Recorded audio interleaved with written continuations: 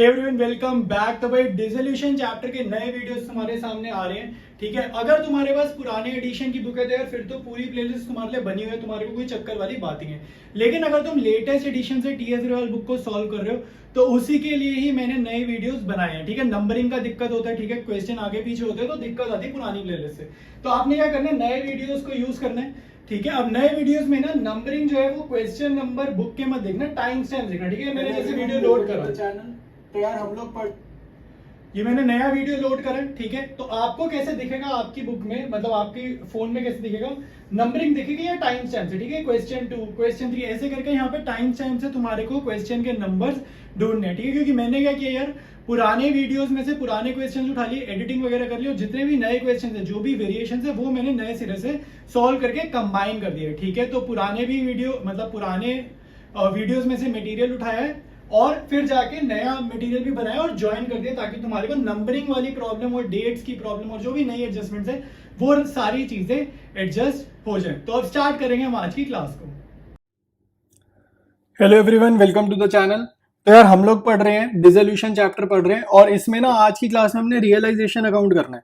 तो आज का जो पहला क्वेश्चन है ना, ये देखो ऑलरेडी बोर्ड एग्जाम्स में आ रखा है और सिंपली रियलाइजेशन बनाना है, कोई पार्टनर्स कैपिटल नहीं बनाना, कोई बैंक अकाउंट वगैरह कुछ नहीं बनाना। ठीक है, तो इसमें देखो प्रोसेस क्या होता है, आपको हर क्वेश्चन जो हमने लॉन्ग क्वेश्चन करे हैं ना, उनमें क्या होता है कि आपको पार्टनर्स और उनकी रेशियो गिवन है। ठीक है, तो यहाँ पर भी वही चीज है। और अब देखो बैलेंस शीट गिवन है और बैलेंस शीट यूजुअली हमने एडमिशन में, रिटायरमेंट में, डेथ में भी हमें गिवन होती थी, तो बैलेंस शीट से हम लोग फेमिलियर है।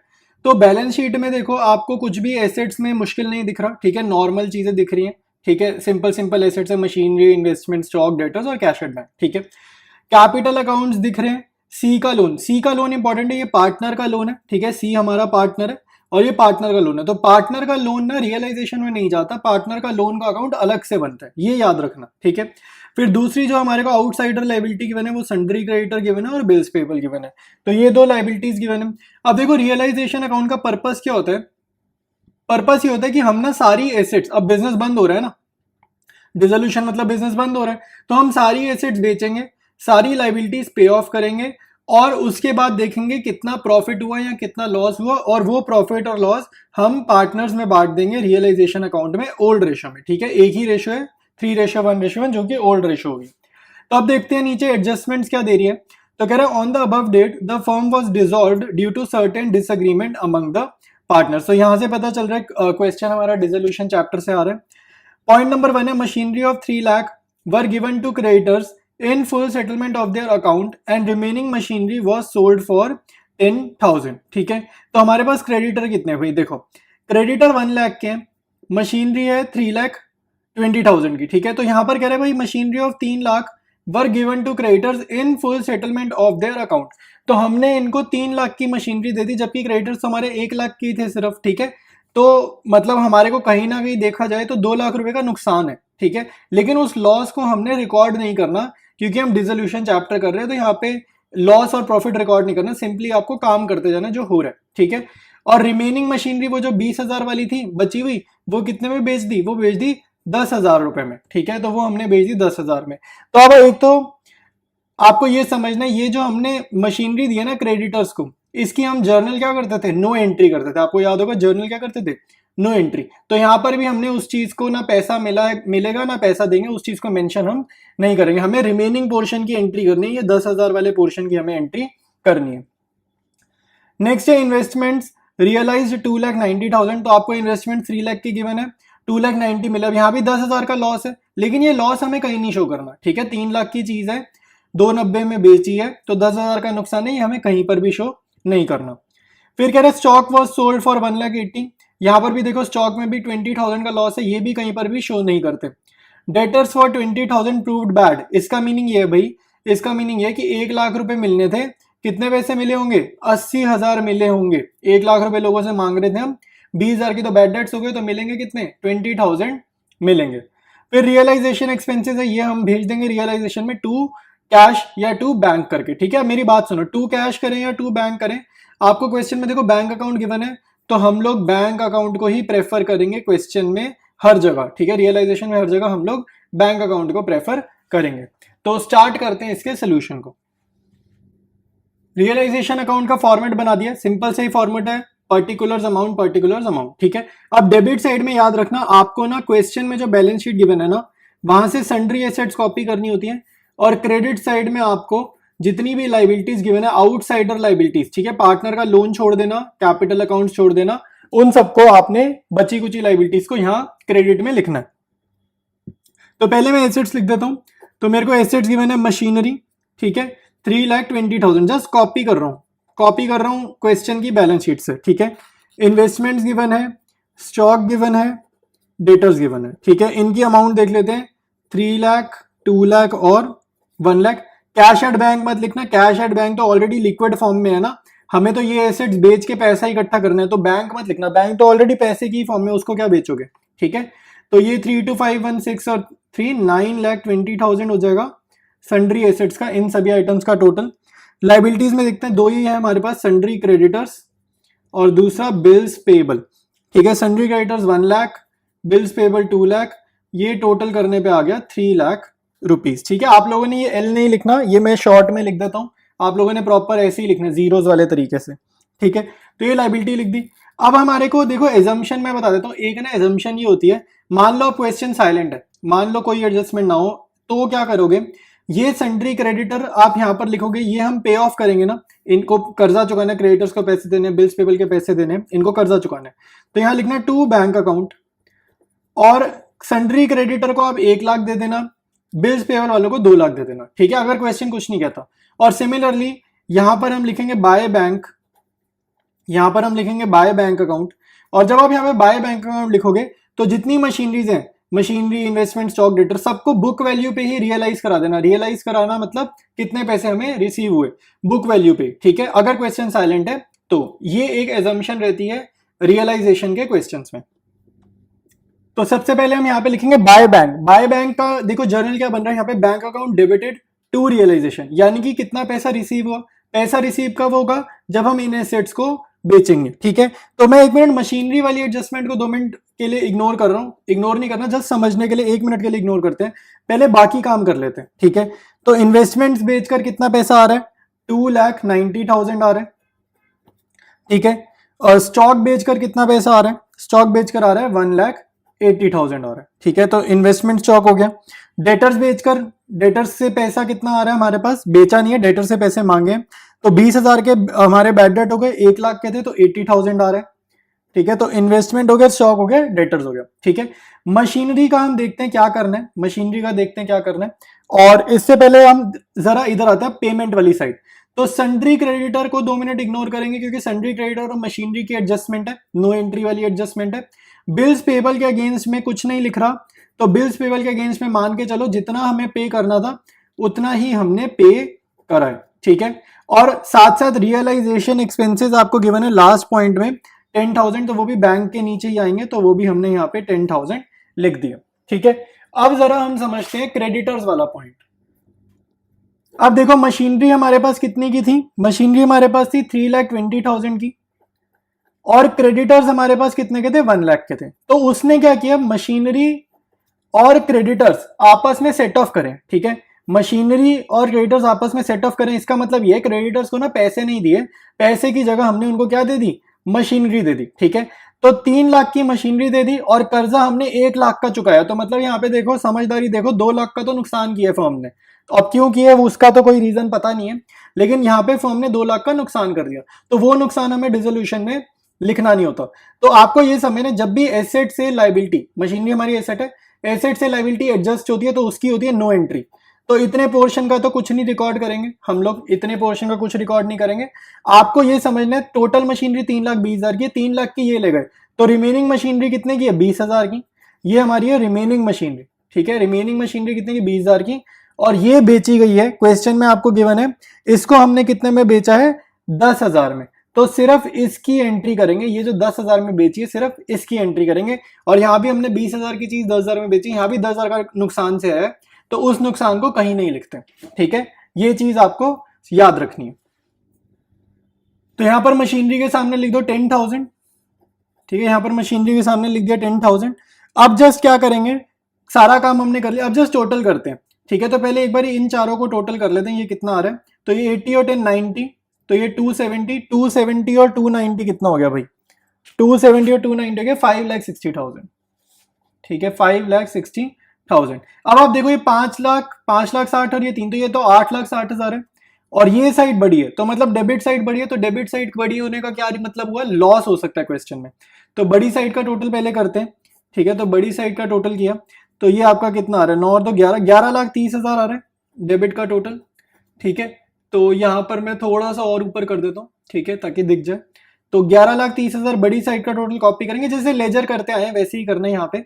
और 11,30,000 में से ये 8,60,000 आप सब्ट्रैक्ट करोगे, ठीक है, ये 8,60,000 सब्ट्रैक्ट करोगे, आपके पास आंसर आएगा 2,70,000 विच इज लॉस, ठीक है। नुकसान वाली साइड ज्यादा है और जो पैसा रिसीव हुआ है वो कम हुआ है, ठीक है। यहाँ पे हमने पे आउट ज्यादा करा है, रिसीव कम हुआ है, तो ये नुकसान माना जाता है। तो by loss transferred to partners capital account, ठीक है, by loss transferred to partners capital account.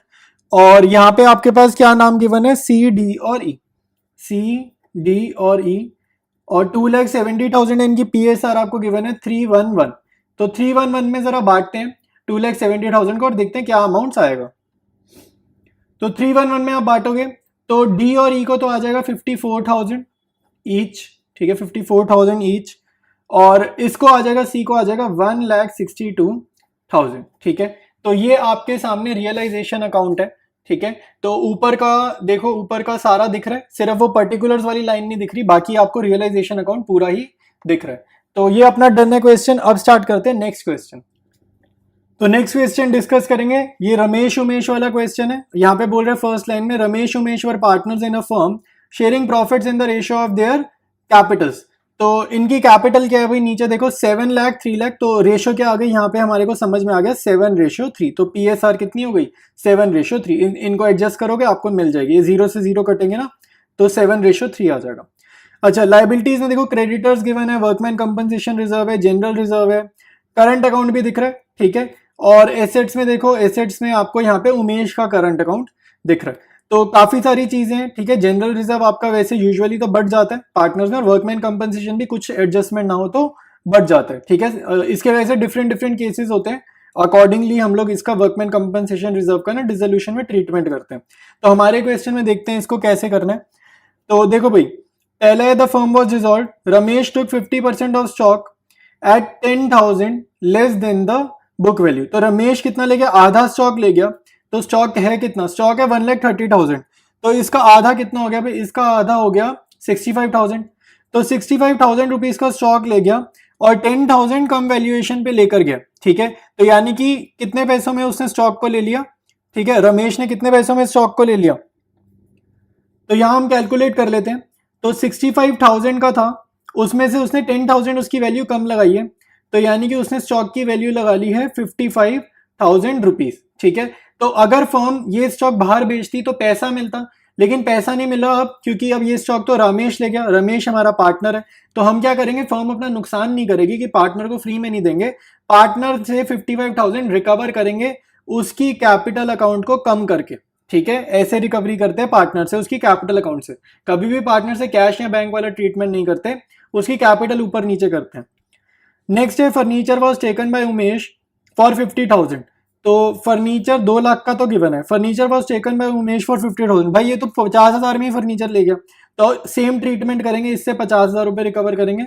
और मशीनरी हमने बाहर बेची है 4,50,000। तो यहाँ पर भी अगेन देखो क्या हो रहा है, मशीनरी जैसे 9,30,000 की है, हमने बेची 4,50,000 में, तो नुकसान तो ऑब्वियसली हो रहा है, महंगी चीज सस्ती बेच रहा है, नुकसान तो हो रहा है, लेकिन उस नुकसान को रिकॉर्ड नहीं करना, डिसोल्यूशन में उस नुकसान को रिकॉर्ड नहीं करना, क्योंकि हम तो बुक्स ही बंद करने वाले हैं। पहले क्या करते थे, नुकसान को या प्रॉफिट को इसलिए लिखते थे क्योंकि हमें profit at the year and निकालना होता था, अब तो फर्म ही बंद कर रहे हैं, पर्पस ही खत्म हो गया नुकसान को लिखने का, प्रॉफिट को लिखने का, इसलिए अब जस्ट हम यही लिख रहे हैं कितना पैसा मिला बेचने पर और कितना पैसा हमने लोगों को पे किया। नेक्स्ट है creditors were paid in full, तो क्रेडिटर्स को पूरा पैसा दिया जितनी उनका लाइबिलिटीज में बैलेंस शीट में गिवन है। फिर लास्ट एडजस्टमेंट है, there was an unrecorded bill for repairs for 1,60,000 which was settled and paid at 1,40,000। तो आपको ये समझना है कि 1,40,000 हमने पे करे हैं, और ये जो अनरिकॉर्डेड बिल था ना, ये बैलेंस शीट में मेंशन नहीं है। अनरिकॉर्डेड मतलब कि बैलेंस शीट में पहले मेंशन नहीं था, तो कोई बात नहीं, अगर हमने पे किया तो हम उसको लिखेंगे। तो यहाँ पे दो फिगर है, एक 160 एक 140। तो आपको वो फिगर पिक करनी है जो आपने रियलिटी में पैसा पे करा है, ठीक है। तो 1,40,000 वाली फिगर हमारे लिए इंपॉर्टेंट रहेगी। तो अब स्टार्ट करते हैं रियलाइजेशन अकाउंट प्रिपेयर करना। तो गाइज रियलाइजेशन में क्या करते हैं, सबसे पहले डेबिट साइड में आपने लिखना है टू सन्ड्री एसेट्स। क्वेश्चन में जितनी भी एसेट्स हैं यहाँ कॉपी मारोगे, कॉपी पेस्ट करोगे। जितनी लाइबिलिटीज है वो इधर क्रेडिट साइड पे आप कॉपी पेस्ट करोगे, ठीक है। तो सन्ड्री एसेट्स पहले लिख लेते हैं। बैंक गिवन है, बैंक मत लिख लेना यार गलती से भी, क्योंकि बैंक क्या है, ऑलरेडी लिक्विड है, ऑलरेडी कैश फॉर्म में, वो बेचोगे थोड़ी। बैंक अकाउंट कभी कोई बेचने जाता है अपना, तो बैंक नहीं बिकता, तो वो ऐसे ही छोड़ देना। डेटर्स उठाओ, डेटर्स से हमें पैसे लेने, तो डेटर्स है हमारे पास 2,40,000 के। फिर हमारे पास है स्टॉक 1,30,000 का। फिर हमारे पास है फर्नीचर 2 लाख रुपीज का। फिर है मशीनरी, ठीक है, मशीनरी है हमारे पास 9,30,000। तो ये सारी आइटम्स ऐड करके देखो कितनी आती है, तो ये हमारे पे आ जाएगी 15 लाख। तो 15 लाख इनका टोटल है, यहाँ पर लिख दिया। नेक्स्ट स्टेप क्या है, आपने यहाँ पे सन्ड्री लाइबिलिटीज कॉपी करनी है। तो क्वेश्चन में देखो आपको आउटसाइडर लाइबिलिटी ना सिर्फ क्रेडिटर दिख रहे हैं, ठीक है, क्रेडिटर के अलावा आपको कुछ भी नहीं दिख रहा। तो यहाँ पे लिखो क्रेडिटर, बाकी वर्कमैन कंपनसेशन रिजर्व वगैरह सारा पार्टनर्स कैपिटल अकाउंट में जाएगा, general reserve partners capital account में जाएगा, यहाँ नहीं जाएगा। तो क्रेडिटर्स कितने, 1,70,000, ठीक है, सिंपल है। इसके बाद आपने क्या करना होता है, एक स्टेप आपने करना होता है, यहाँ पे लिखेंगे बाय बैंक। बाय बैंक का मतलब है, बाय बैंक की जर्नल निकालो, तुम्हें मीनिंग समझ आएगा। जर्नल क्या है, bank account debited to realisation. Bank account debit मतलब पैसा मिल रहा है, तो पैसा क्यों मिलेगा, अगर हम ये एसेट्स बेचेंगे। तो एसेट्स बेचने को बोलते हैं एसेट्स रियलाइज्ड, ठीक है। एसेट्स रियलाइज मतलब एसेट बेचकर कितना पैसा आया। तो यहाँ पे मैं एसेट्स लिख लेता हूँ, तो मैं यहाँ लिख रहा हूँ डेटर, ठीक है, ये ऑर्डर में लिख देते हैं, डेटर, स्टॉक, फर्नीचर और मशीनरी, ठीक है। लेकिन इसमें कुछ एसेट्स ना पार्टनर भी लेकर गए हैं, तो सारी नहीं लिखेंगे। तो यहाँ पे डेटर में लिख रहा हूँ मैं, फिर यहाँ पे स्टॉक लिख देता हूँ, और फिर मैं मशीनरी लिख रहा हूँ, क्योंकि फर्नीचर ना पार्टनर लेकर गया, फर्नीचर उमेश लेकर गया, तो मैं यहाँ फर्नीचर बेच नहीं सकता, क्योंकि उमेश ही ले गया, तो पार्टनर ले गया तो बेचेंगे कैसे, ठीक है। तो फर्नीचर उमेश ले गया, ठीक है। तो उमेश के लिए क्या करोगे आप, यहाँ लिख देना बाय उमेश, ठीक है, बाय उमेश। अब यहाँ पे आपको मन में आएगा कैपिटल अकाउंट लिखें कि कुछ और लिखें, ठीक है। यूजुअली तो कैपिटल लिखोगे, लेकिन क्वेश्चन में आपको दिख रहा है करंट अकाउंट, यानी कि फिक्स्ड मेथड चल रहा है, तो यहाँ पे करंट लिखना, ठीक है, क्योंकि क्वेश्चन की बैलेंस शीट में मेरे को दोनों पार्टनर्स के करंट अकाउंट दिख रहे हैं, तो इसका मतलब इनकी बुक्स क्या है, फिक्स्ड मेथड को फॉलो करती है। तो बाय उमेश करंट अकाउंट यहाँ पर लिखेंगे, और ये इसलिए लिख रहे हैं कि भाई इसका हमने करंट अकाउंट कम कर दिया, ठीक है। बाय फर्नीचर, किस रीजन से, फर्नीचर की वजह से, तो ब्रैकेट में लिखा है मैंने यहाँ पे, ठीक है। तो अब जरा अमाउंट फिल करेंगे, तो डेटर्स का हमारे को कितना पैसा मिला जरा वो लिखेंगे भाई।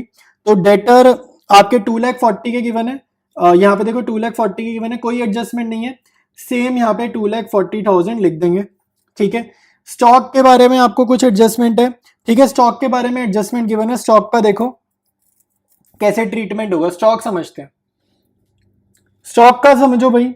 तो स्टॉक का बोल रहा है आधा स्टॉक कौन ले गया, रमेश ले गया, तो आधा स्टॉक रमेश ले गया, तो इसका हाफ क्या हुआ 65,000। लेकिन रमेश ने इसको 10,000 कम वैल्यू पर लेकर गया, तो रमेश ने इनकी वैल्यू लगाई है 55,000, तो रमेश से 55,000 लेंगे। अब आधा स्टॉक अगर रमेश ले गया, तो बचे हुए आधे का क्या हुआ, तो जो रिमेनिंग हाफ है, रिमेनिंग स्टॉक, ठीक है, तो जो रिमेनिंग स्टॉक है वो हम मान के चलते हैं, एजम्पशन ये चलते हैं कि रिमेनिंग स्टॉक 65,000 का हुआ, वो 65,000 में ही बिक गया, ठीक है। ये क्या होती है, हमारी एजम्पशन होती है, ठीक है, ये एजम्पशन होती है। क्वेश्चन कुछ ना बोले तो आप मान के चलना जो प्राइस उसका था बुक्स में, उसी प्राइस पर वो बेच दिया गया है, ठीक है। तो यहाँ पर स्टॉक आपका कितने में बिका है, बचा कुचा स्टॉक बिका है 65,000 में, और साथ में रमेश लेकर गए ना, तो बाय आवर्स करंट अकाउंट, उसके अकाउंट में से पैसे काट लो जितने की उसने वैल्यू लगाई, तो वो 10,000 सस्ते में लेकर गए, तो 55,000 हम यहाँ पे वैल्यू लगा रहे हैं, और रीजन क्या है, स्टॉक, ठीक है। तो ये स्टॉक का पूरा काम हो गया। फर्नीचर का भी कर लेते हैं। फर्नीचर उमेश लेकर गया 50,000 में, तो यहाँ पे 50,000 लिख लो, ठीक है। मशीनरी कितने में बेची, 4,50,000 में, तो वो 4,50,000 मशीनरी के सामने लिख देंगे, ठीक है। तो हमने डेटर्स कर लिया, हमने स्टॉक कर लिया, हमने मशीनरी कर ली, हमने फर्नीचर कर लिया, और स्टॉक का रिमेनिंग पोर्शन कैसे करना था हमने वो भी कर लिया, ठीक है। अब जरा हम लाइबिलिटीज चुकाएंगे, तो यहाँ पे क्रेडिटर्स है, तो यहाँ लिखो टू बैंक अकाउंट, यहाँ पे हम लाइबिलिटीज पे ऑफ कर रहे हैं, तो एक हमने क्रेडिटर को पे करा है, कितना पे करें, बुक वैल्यू पे पे करें, क्वेश्चन में बताया गया बुक वैल्यू पे पे करो। साथ साथ एक हमारे पास एक चीज और है, आउटस्टैंडिंग बिल, वो अनरिकॉर्डेड था, तो अनरिकॉर्डेड आउटस्टैंडिंग बिल हमने 1,40,000 रुपए में पे ऑफ करा, तो ये टोटल हो गया 3,10,000 रुपए। ठीक है, तो ये सारा काम हमने लाइबिलिटी साइड का करा, इधर हमने सारा एसेट का काम करा। अब आपको क्या करना है, बड़ी साइड का टोटल करना है, तो मेरे को बड़ी साइड तो यही लग रही है, ये तो बहुत बड़ी साइड है और ये छोटी साइड है, तो अब हमने कुछ नहीं करना, टोटलिंग करनी है और आंसर निकालना है। तो ये टोटल करने से पहले एक बार ये इन तीनों आइटम्स का टोटल यहां लिखते हैं, तो इनका टोटल आ रहा है 7,55,000। ठीक है, तो अब आप क्या करोगे, बड़ी साइड का टोटल करोगे, बड़ी साइड हमारी टोटल आ रही है डेबिट साइड 18,10,000, 18,10,000 कॉपी करो इधर, और बड़ी साइड के टोटल में से ये सब्ट्रैक्ट करोगे छोटी साइड का टोटल। ठीक है, तो ये आपकी जो छोटी साइड आ रही है ये आ रही है 10,30,000, इन सबको ऐड करोगे ना ये चार आइटम्स को, तो आएगा 10,30,000 रुपए। ठीक है, तो आपका लॉस कितना आ जाएगा बाय लॉस। ठीक है, यहाँ पे दो ही पार्टनर्स है, रमेश और उमेश। ठीक है, by loss Ramesh Umesh. Profit sharing ratio इनकी वही है 7:3। ठीक है, रेशियो ऑफ कैपिटल क्वेश्चन में बताया गया, और अमाउंट यहाँ पर आएगा 7,80,000। ठीक है, तो जस्ट इसको डिस्ट्रीब्यूट कर दोगे 7:3 में, तो आपका आंसर आ जाएगा। तो ये बांटने पर कितना आ रहा है, 2,34,000 इसका आ रहा है, और रमेश का कितना आ जाएगा 5,46,000। और ये कौन सा है भाई, ये ना इनका करंट अकाउंट है, याद रखना ये करंट अकाउंट है, मैं लिख देता हूं करंट अकाउंट, क्योंकि फिक्स चल रहा है ना, तो कैपिटल नहीं, ये इनका करंट अकाउंट है, ours current account, use current account. ठीक है, तो कंप्लीट क्वेश्चन कर दिया मैंने, मैं थोड़ा सा जूम आउट कर देता ताकि आपको सारा सोल्यूशन दिख जाए। ठीक है, तो स्क्रीनशॉट मार लो या नोट डाउन कर लो, इसके बाद स्टार्ट करेंगे नेक्स्ट क्वेश्चन।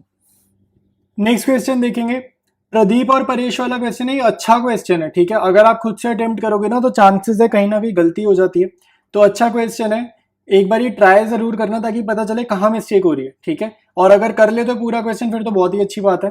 तो स्टार्ट करते हैं इस क्वेश्चन को। तो दो पार्टनर्स है प्रदीप और परेश, और आपको कह रहा है Pradeep was deputed to realise the assets and to pay off the liabilities, he was paid 10,000 as commission for his services. तो हमने प्रदीप को 10,000 रुपए देने कमीशन के तौर पर, तो ये हम रियलाइजेशन में मेंशन करेंगे, और कैसे मेंशन करेंगे, इसकी कैपिटल अकाउंट को इंक्रीज करेंगे। ठीक है, इसकी कैपिटल अकाउंट को क्रेडिट करेंगे क्योंकि हम इसको 10,000 रुपए पकड़ाने वाले। अच्छा, बैलेंस शीट में देखो आपको लाइबिलिटीज में सन्ड्री क्रेडिटर्स गिवन है, Mrs Pradeep loan, Mrs Pradeep का मतलब हुआ ये मिसेज है। ठीक है, MRS लिखा है, ये मिसेज है, मतलब ये प्रदीप की वाइफ है। ठीक है, ये इसकी वाइफ है, तो हमने ना वाइफ को स्पेशल ट्रीटमेंट नहीं देना होता, हमने वाइफ को ना थर्ड पार्टी लोन की तरह ही ट्रीट करना है, तो ये आपका रियलाइजेशन अकाउंट में जाएगा। फिर परेश का लोन है, परेश देखो पार्टनर है, इसको हम स्पेशल ट्रीटमेंट देते हैं, इसका लोन का अकाउंट आपको नहीं भेजना रियलाइजेशन है। ठीक है, इसको रियलाइजेशन में नहीं भेजना। फिर आपको रिजर्व गिवन है, तो रिजर्व का सिंपल सा सिस्टम होता है कि अगर रिजर्व से रिलेटेड आपको एसेट दिख रही है तो आप रिजर्व को रियलाइजेशन में भेज दो। ठीक है, जैसे यहाँ पे मेरे को इन्वेस्टमेंट दिख रही है, हम इसको रियलाइजेशन में भेज देंगे, और अगर यहाँ इन्वेस्टमेंट नहीं होती ना तो हम इसको पार्टनर्स कैपिटल में ट्रांसफर करके बांट देते हैं पार्टनर्स में, बट यहाँ पे इन्वेस्टमेंट दिख रही है हमारे क्वेश्चन में, तो ये रियलाइजेशन में जाएगा। फिर कैपिटल अकाउंट गिवन है, ये तो कैपिटल अकाउंट में ही जाएंगे, रियलाइजेशन में ऑब्वियसली नहीं जाएंगे। फिर एसेट्स देखते हैं, एसेट्स में बिल्डिंग, इन्वेस्टमेंट्स, डेटर्स रियलाइजेशन में जाएगा, प्रोविजन भी रियलाइजेशन में जाएगा, बैंक नहीं जाएगा, P&L account partners capital, goodwill partners capital. अच्छा, गुडविल पार्टनर्स कैपिटल नहीं, गुडविल रियलाइजेशन में जाता है, याद रखना गुडविल डिसोल्यूशन चैप्टर में एसेट की तरह ट्रीट किया जाता है, और ये आपकी कौन सी एसेट है, इनटेंजिबल एसेट। तो आपको पता होना चाहिए कि जब हमारे पास इनटेंजिबल एसेट होती है और क्वेश्चन अगर साइलेंट हो, सपोज करो मैंने इसको रियलाइजेशन में भेजा, ये 10,000 में गई, अगर क्वेश्चन कुछ नहीं कह रहा कि गुडविल के अगेंस्ट कितना पैसा मिला, तो इनटेंजिबल एसेट के केस में, गुडविल के केस में 0 रुपीज मिलेंगे, कुछ नहीं मिलेगा। ठीक है, लेकिन अगर बिल्डिंग हमारी टेंजिबल एसेट है, बिल्डिंग को अगर क्वेश्चन साइलेंट है, बिल्डिंग 3 लाख रुपए की है और नीचे बिल्डिंग की जैसे ये पॉइंट सी मान लो मिसिंग हो, पॉइंट सी नहीं लिखा हो, तो बिल्डिंग के कितने पैसे मिले, पूरे 3 लाख मिले। लेकिन गुडविल क्योंकि इनटेंजिबल एसेट है, तो गुडविल का अगर क्वेश्चन साइलेंट हो तो कितने मिलेंगे गुडविल अगेंस्ट, 0 रुपीज, मतलब इसको मेंशन नहीं करना, ये एजम्पशन चलती है। तो आपको याद रखना है इनटेंजिबल एसेट और टेंजिबल एसेट में क्या एजम्पशन रहती है डिसोल्यूशन चैप्टर में। ठीक है, तो अब देखते हैं नीचे एडजस्टमेंट, मैंने बड़ी इंपॉर्टेंट बात बताई है, इसकी वजह से ना आंसर गलत हो जाते हैं। अब देखो भाई एडजस्टमेंट देखो, प्रदीप अग्रीड टू पे हिज वाइफ लोन, इसका मीनिंग है फर्म ने इसकी बीवी को पैसे नहीं दिए, फर्म ने क्या किया, प्रदीप का कैपिटल अकाउंट बढ़ा दिया, हमने डायरेक्ट लाइबिलिटी पे नहीं करी, हमने प्रदीप को बोला भाई तू घर जाके अपनी वाइफ को खुद पैसे दे दियो, हम तेरे को पैसे पकड़ा देते हैं। तो पार्टनर को पैसे कैसे पकड़ाएंगे, उसकी कैपिटल अकाउंट इंक्रीज करके। Investments were given to Paresh for 27,000, यहाँ 30,000 की इन्वेस्टमेंट्स थी, 27,000 में परेश लेकर चला गया, तो परेश से 27,000 कैसे रिकवर करेंगे, इसकी कैपिटल अकाउंट रिड्यूस करके, ठीक है। और ये जो 3,000 का नुकसान है ये कहीं नहीं जाने वाला। बिल्डिंग रियलाइज कर रही है, बैंक अकाउंट में डाल देंगे इतना पैसा। Creditors were to be paid after 2 months, they were paid immediately 10% discount. इसका मीनिंग ये है कि मेरे को कर्जा 2 महीने बाद चुकाना था, ठीक है, मेरे को क्रेडिटर्स को 2 महीने बाद पैसे देने थे, तो मैंने उनको क्योंकि आज पैसे पे कर दिए, इमीडिएटली पे कर दिया, तो मैंने उनको बोला भाई मैं आपको इतनी जल्दी पैसे दे रहा हूँ तो मेरे को थोड़ा डिस्काउंट तो दे दो, क्योंकि मैं इतनी जल्दी पैसे दे रहा हूँ। तो क्रेडिटर्स कितने हैं, 129,400, तो हमारे को डिस्काउंट पता है कितना मिलेगा, डिस्काउंट का अमाउंट आएगा 1,29,400 पे 10% का मेरे को डिस्काउंट मिलेगा। लेकिन क्योंकि ये 2 महीने का टाइम फैक्टर गिवन है ना, तो 2/12 से भी मल्टीप्लाई करना पड़ेगा, तो ये सॉल्व करोगे तो आपके पास डिस्काउंट का अमाउंट आ जाएगा, ठीक है। फिर कह रहे रियलाइजेशन एक्सपेंसेस, ये 2 बैंक कर देंगे रियलाइजेशन अकाउंट में। तो सारे पॉइंट्स मैंने डिस्कस कर लिए, तो स्टार्ट करते हैं सोल्यूशन को और देखते हैं रियलाइजेशन अकाउंट में कैसे हमें सारी आइटम्स लिखनी है। स्टार्ट करेंगे रियलाइजेशन अकाउंट। सबसे पहले आप यहाँ लिखोगे टू सन्ड्री एसेट्स, ठीक है, टू सन्ड्री एसेट्स, और यहाँ पे आपके पास क्वेश्चन में जितनी एसेट्स हैं यहाँ लिखोगे, तो बिल्डिंग लिखोगे, इन्वेस्टमेंट्स लिख दोगे, फिर डेटर्स गिवन है डेटर्स लिख देना, और फिर कुछ नहीं है, ठीक है, बैंक प्रोविजन P&L कुछ नहीं आएगा।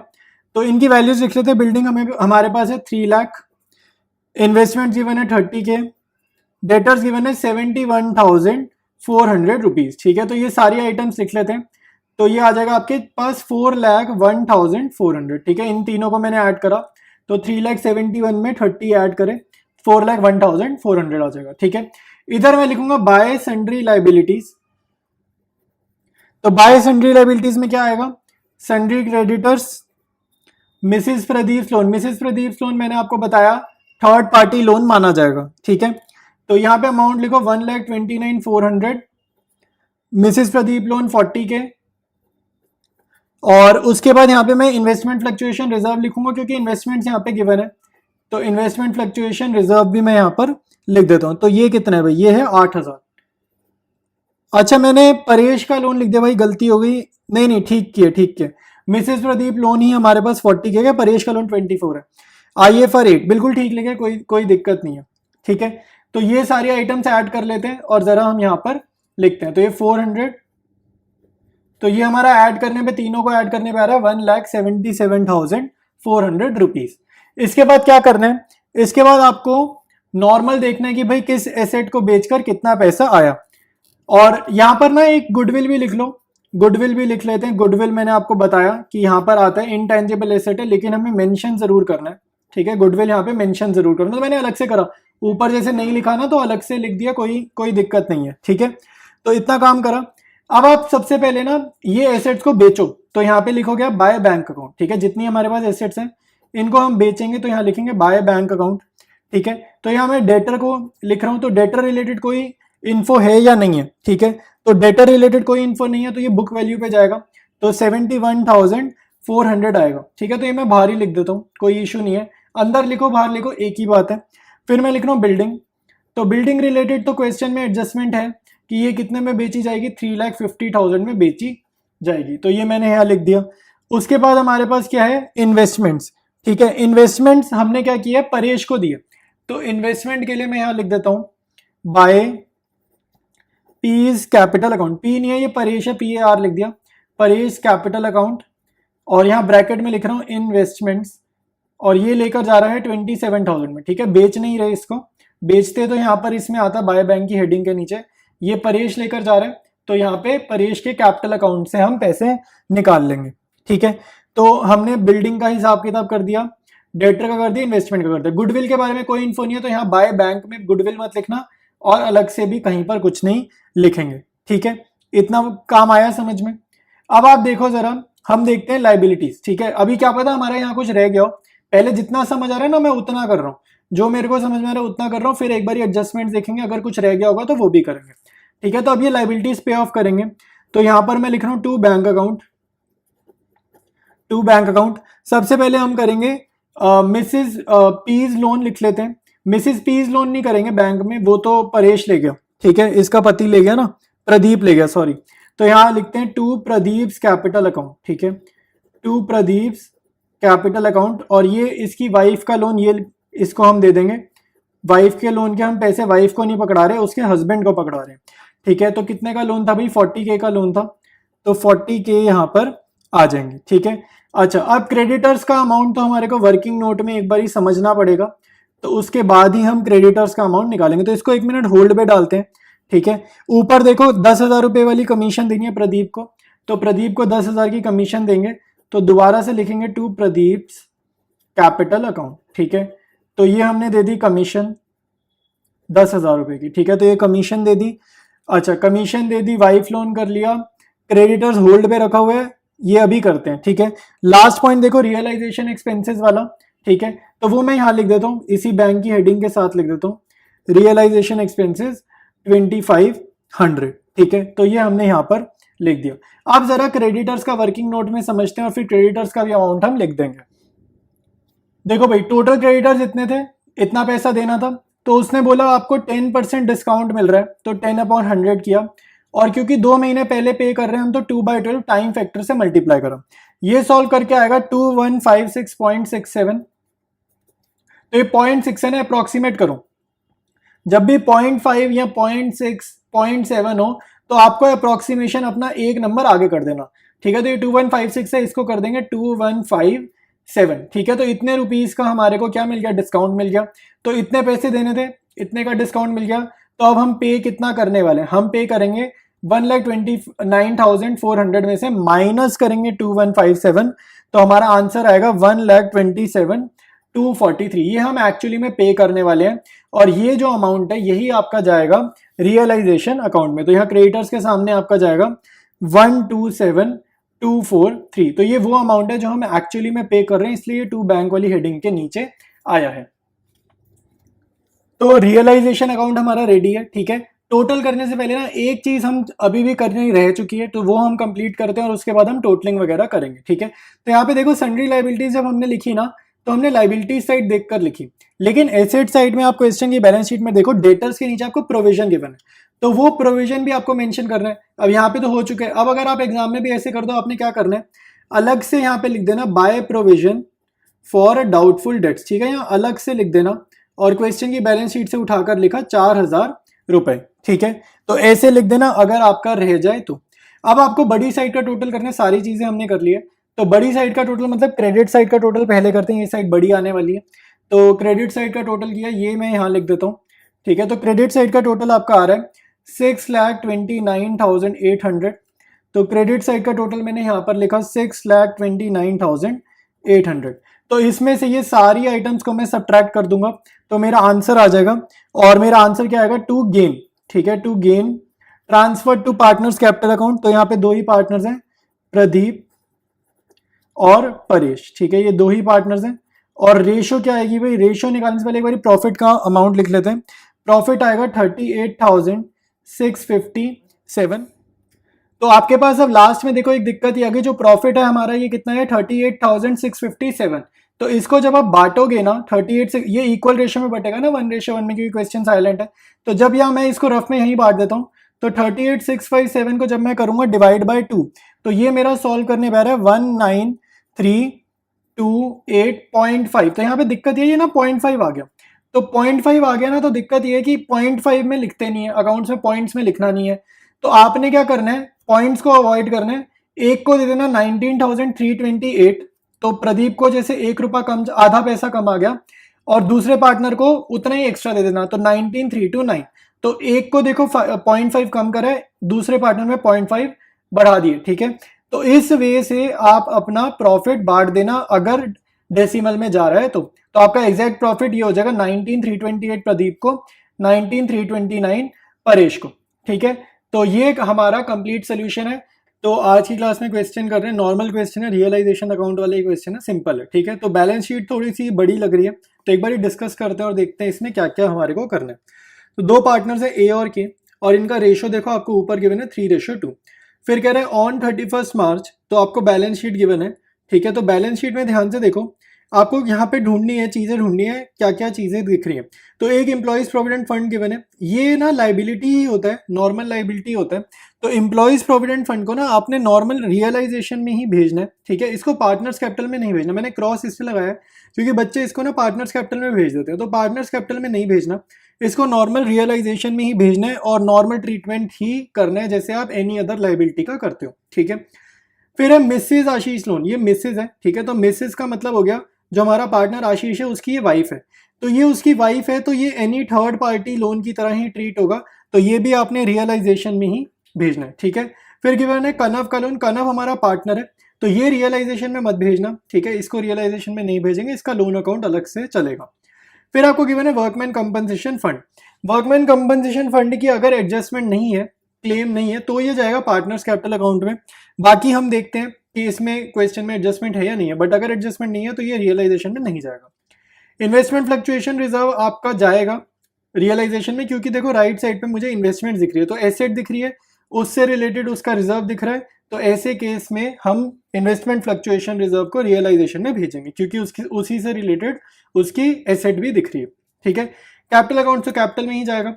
एसेट्स में देखो आपको लास्ट में दिख रहा है P&L account, P&L account assets में लिखा है, इसका मीनिंग क्या होता है बेटा, ये इसका मीनिंग होता है, ये होता है लॉस, ठीक है। तो ये हमारा लॉस हो गया, तो लॉस कहा जाता है, सभी चैप्टर्स में सेम ट्रीटमेंट, पार्टनर्स कैपिटल में जाएगा डेबिट साइड में, ठीक है। चाहे एडमिशन हो, चाहे रिटायरमेंट हो, चाहे डेथ हो, चाहे डिसोल्यूशन हो, सब में कहा जाएगा, ये पार्टनर्स कैपिटल डेबिट में जाएगा। नीचे देखते हैं एडजस्टमेंट्स, एडजस्टमेंट्स आपको गिवन है Ashish agreed to take over furniture at 38,000 and pay Mrs Ashish loan. तो सिंपल है भाई, पार्टनर फर्नीचर लेके जा रहा है, तो पार्टनर का कैपिटल अकाउंट आपको यूज करना है रियलाइजेशन में बैंक अकाउंट की जगह, ठीक है। और थर्ड पार्टी लोन है मिसेज आशीष का लोन, तो ये भी हमने पे करना था, तो पे हम नहीं कर रहे हैं, हम आशीष की कैपिटल अकाउंट में ही पैसा ट्रांसफर कर देंगे, ठीक है। फिर कह रहे debtors realise 18,500 and plant realise 10,000 more. तो डेटर्स से कितना मिला, 18,500 मिला, तो डेटर्स हमारे 19,000 के हैं, यहाँ पे देखो डेटर्स बैलेंस शीट में दिख रहा है 19,000 के। इनसे कितना पैसा मिला, 18,500 मिला, 500 रुपए का नुकसान हो गया ना, कोई बात नहीं, डिसोल्यूशन चैप्टर है, लॉस वगैरह हो गया, कोई दिक्कत नहीं, उसको कहीं नहीं लिखना, ठीक है। फिर कह रहा है प्लांट रियलाइज 10% मोर, यहाँ पे भी 10% का भले ही फायदा होगा, वो भी कहीं नहीं लिखना, कितना एक्चुअली में पैसा मिला सिर्फ वही आपने डिसोल्यूशन में रियलाइजेशन में डालना है। फिर है Kanav to cover 40% of the stock at 20% less than the book value. तो Kanav to cover 40% of the stock, तो 24,000 का यहाँ पे स्टॉक है, तो इसका पहले निकालना 40%, ठीक है, और जो भी वैल्यू आएगी उसमें से माइनस कर देना 20%, ठीक है। तो उतना स्टॉक हमारा कनव ले गया, और जो बचा कुचा स्टॉक है, यानी कि 60% का स्टॉक हमारा बचा कुछ है, तो 60% के स्टॉक पे हमें 10% का फायदा हुआ है बाहर मार्केट में बेचने पे, ठीक है। तो बाय बैंक करके लिख देंगे, कैलकुलेशन ना मैं रियलाइजेशन करते हुए दिखाऊंगा कि क्या अमाउंट्स आ रहे हैं एक्चुअली में, बट अभी जस्ट मैं आपको मीनिंग बता रहा हूँ कि एडजस्टमेंट्स का मीनिंग क्या। नेक्स्ट है trade creditors to cover investments in full settlement.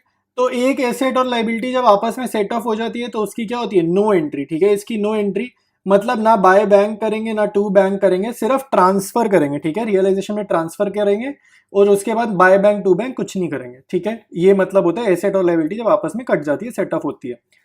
Last है Kanav agreed to take over the responsibility of complete dissolution at an agreed remuneration of 12,000 and to bear realisation expenses, ठीक है।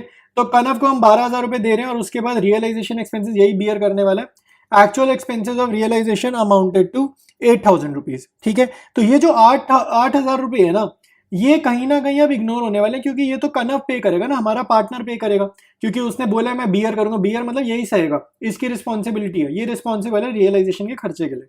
तो अब अगर कल को रियलाइजेशन का खर्चा 8,000 हो, 80,000 हो, कुछ भी हो, पे कौन करेगा, इसको कनव करेगा, तो फर्म की रिस्पॉन्सिबिलिटी ये पे करने की नहीं है, तो इस फिगर को आप इग्नोर कर दोगे।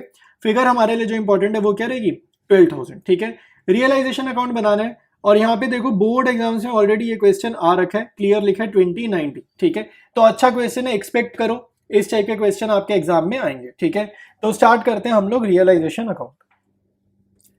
सबसे पहले रियलाइजेशन की डेबिट में आप लिखोगे टू सन्ड्री एसेट्स, ठीक है, जो हम एसेट्स यहाँ पे कॉपी करेंगे बैलेंस शीट से, और क्रेडिट साइड पे आप लिखोगे बाय सन्ड्री लाइबिलिटीज, ठीक है, जो हम लाइबिलिटीज यहाँ कॉपी करेंगे। तो यहाँ पर मैं लिख रहा हूँ स्टॉक, ठीक है, फिर लिख रहे हैं डेटर्स, और क्या आएगा फर्नीचर, प्लांट, इन्वेस्टमेंट्स, ठीक है। तो सारी की सारी चीजें आएंगी, P&L अकाउंट नहीं जाएगा, वो मैंने बता दिया, उसको नहीं भेजना, ठीक है। तो ये मैं सीधे बाहर ही लिख देता हूँ। तो स्टॉक हमारा है 24,000 का, और उसके बाद डेटर्स है 19,000, फर्नीचर है 40K, प्लांट है 2,10,000, और इन्वेस्टमेंट्स है 32,000, ठीक है। ये जस्ट मैं बैलेंस शीट से देख देख कर कॉपी कर रहा हूँ, पहला स्टेप कॉपी पेस्ट का ही होता है। उसके बाद यहाँ पे है trade creditors, employees provident fund, ठीक है, मिसेज एज लोन, आशीष का वाइफ का लोन, ठीक है, और कुछ नहीं आएगा। अच्छा हाँ, इन्वेस्टमेंट फ्लक्चुएशन फंड और इन्वेस्टमेंट फ्लक्चुएशन फंड, ये चीजें आएंगी। इन्वेस्टमेंट फ्लक्चुएशन फंड इसलिए आएगा क्योंकि इन्वेस्टमेंट्स यहाँ पर हम लिख रहे हैं। तो जस्ट बैलेंस शीट से कॉपी करेंगे, trade creditors 40,000, employees provident fund 60,000, Mrs A's loan 9,000 रुपए, और इन्वेस्टमेंट फ्लक्चुएशन फंड हो जाएगा 4,000 रुपए, ठीक है। ये तो मैंने क्वेश्चन की बैलेंस शीट से डेटा कॉपी करा है। इसके बाद हम बाय सेल का हिसाब देखेंगे। तो पहली एडजस्टमेंट को देखो करेंगे। पहली एडजस्टमेंट में कह रहा था Ashish agreed to take over furniture, तो यहाँ पे हम लिखेंगे बाय बैंक लिखते अगर बाहर बेचते, लेकिन बाहर नहीं बेच रहे तो बाय एज कैपिटल अकाउंट यहाँ पर हम लिखेंगे। और फर्नीचर लेकर जा रहा है ये 38,000 में, तो यहाँ पे लिख दिया 38,000 और ब्रैकेट में लिख दिया फर्नीचर, ठीक है। ये फर्स्ट पॉइंट में एडजस्टमेंट का कर रहा हूँ। और इसके बाद ये मिसेज एज लोन है, तो अगर ए का लोन हम पे करते हैं, हम यहाँ लिखते हैं टू बैंक, अगर पे करते लेकिन पे नहीं कर रहे तो आशीष के थ्रू सेटल कर रहे हैं, तो टू एज कैपिटल अकाउंट लिख लो, और यहाँ ब्रैकेट में लिख लेना मिसेज एज लोन, ठीक है। अब अमाउंट नहीं लिखा ना, तो यहाँ से देखो 9,000 है ना, तो यहाँ पे 9,000 ही आएगा। आई बात समझ में। फिर है बाय डेटर, फिर सेकंड पॉइंट पे देखो डेटर रियलाइज करवा रहा है, तो यहाँ लिखो बाय बैंक, ठीक है, फिर यहाँ लिखेंगे बाय बैंक अकाउंट, और डेटर्स लिख देते हैं। डेटर्स यहाँ पे रियलाइज हो रहे हैं, मतलब बेचे जा रहे हैं मार्केट में। अब बेचे जा रहे हैं मतलब समझ लो पैसा मिल गया डेटर्स के अगेंस्ट, यही मतलब है। तो 18,500 मिल रहे हैं, ठीक है, तो वो लिख दिया। प्लांट के लिए 10% मोर मिल रहे हैं, तो प्लांट हमारा 2,10,000 का था, तो 2,10,000 में 10% और मिलेगा, मतलब 21,000 और मिलेंगे, तो 2,31,000 फिगर आ जाएगी, ठीक है। 2,10,000 था, देखो मैं यहाँ लिख देता हूँ 2,10,000 था, 10% का फायदा हुआ, मतलब 21,000 एक्स्ट्रा बेचा गया, तो 2,31,000 में प्लांट हमारा सेल किया गया, तो वही फिगर मैंने यहाँ पर लिख दिया, ठीक है। इसके बाद मैं देख रहा हूँ और कुछ हमारे पास स्टॉक की एडजस्टमेंट है, और स्टॉक का ना देखो, स्टॉक का भी यही आएगा क्योंकि स्टॉक के दो पार्ट्स हुए हैं। तो पहले एक बारी ना स्टॉक का मैंने लिख तो दिया, अमाउंट समझाने के लिए मैं आपको एक बारी व्हाइट शीट पे स्टॉक का हिसाब किताब समझाता हूँ। देखो भाई, स्टॉक का हिसाब किताब समझ लो। स्टॉक हमारे पास 24,000 का गिवन है, इसके दो टुकड़े हो गए हैं। एडजस्टमेंट हमारे को गिवन है, थर्ड एडजस्टमेंट, उसमें कह रहे हैं कि 40% स्टॉक कनव लेकर जा रहे हैं, 60% स्टॉक हम सेल कर रहे हैं, ठीक है। लेकिन जो 40% स्टॉक कनव लेकर जा रहा है ना, तो पहले तो निकालो 40% हुआ कितना, 24,000 इंटू 40/100, ठीक है, ये 40% हुआ, 24,000 टोटल स्टॉक है, और इसको वो वैल्यू कर रहा है 20% कम पे। तो अगर वो इसको 20% कम पे वैल्यू कर रहा है, इसका मतलब वो इसको 80% पे वैल्यू कर रहे हैं, ठीक है। तो अगर आप ये कैलकुलेट करोगे आपको डायरेक्ट आंसर मिलेगा, और जो कि कितना हो जाएगा, ये हमारा हो जाएगा 7,680 रुपीज, ठीक है, ये हमारा डायरेक्ट आएगा। तो अगर आपको जैसे 80% नहीं समझ आया, आप क्या करो, 24,000 का 40% निकालो, उसमें से माइनस कर लेना 20%, जो भी इसका आंसर आएगा। तो 24,000 का 40% आएगा आपका 9,600, तो 9,600 में से माइनस कर देना 20% किसका, 9,600 का ही, 9,600 का ही 20% माइनस कर देना, तो भी आपका सेम आंसर आ जाएगा 7,680, ठीक है। बचा हुआ 60% का क्या हिसाब किताब है, जरा वो समझ लेते हैं। तो 24,000 का 60% निकालेंगे, ठीक है, तो ये आपका आ जाएगा 14,400, ठीक है। तो 14,400 को जो रिमेनिंग स्टॉक है उसने बोला 10% और पे बेचा गया, तो 14,400 मल्टीप्लाइड बाय 10/100 कर लेना, ठीक है। तो ये स्टॉक हमारे यहाँ कैश में बेचा गया, 14,400 का स्टॉक था, लेकिन वो 10% महंगा बेचा, तो 10% का ये प्रॉफिट में ऐड कर रहा हूँ। तो ये मेरा सॉल्व करने पे कितना आ जाएगा, ये आ जाएगा 15,840, ठीक है। ये लिखा नहीं जा रहा, एक मिनट में लिख देता हूँ यहाँ, 15,840। तो ये इतना अमाउंट आ जाएगा। तो ये दो पार्ट हो गए, ये कैश वाला हो गया 15840 और ये 7680 कनफ के कैपिटल अकाउंट से हम निकाल लेंगे। ठीक है, तो ये फिगर जरा हम डालते हैं अपने रियलाइजेशन अकाउंट में। स्टॉक के सामने लिख रहा हूँ 15840 कैश वाला। ठीक है, अच्छा अब ये तीनों ऐड करेंगे, ये हमारा आ जाएगा 2,65,340। फिर मैं यहाँ पर लिखूंगा by case capital account stock के लिए, रिमेनिंग स्टॉक के लिए। तो रिमेनिंग स्टॉक मेरा 7680 का था जो मैं यहाँ से ले लिया। ठीक है, अच्छा इसके बाद ये हमारे 3 पॉइंट्स डिस्कस हो गए। 4th पॉइंट मेरा नो एंट्री था, क्रेडिटर और इन्वेस्टमेंट वाला। इसका मतलब कि ये ट्रेड क्रेडिटर और ये इन्वेस्टमेंट आपस में सेट ऑफ हो गए। ठीक है, तो इन दोनों का मतलब ट्रेड क्रेडिटर का टू कैश नहीं करा और इन्वेस्टमेंट का बाय बैंक नहीं करा, आपस में ये लड़ा दिए, मतलब ये खत्म हो गए। ठीक है, उसके बाद हमारे पास लास्ट पॉइंट है ई पॉइंट।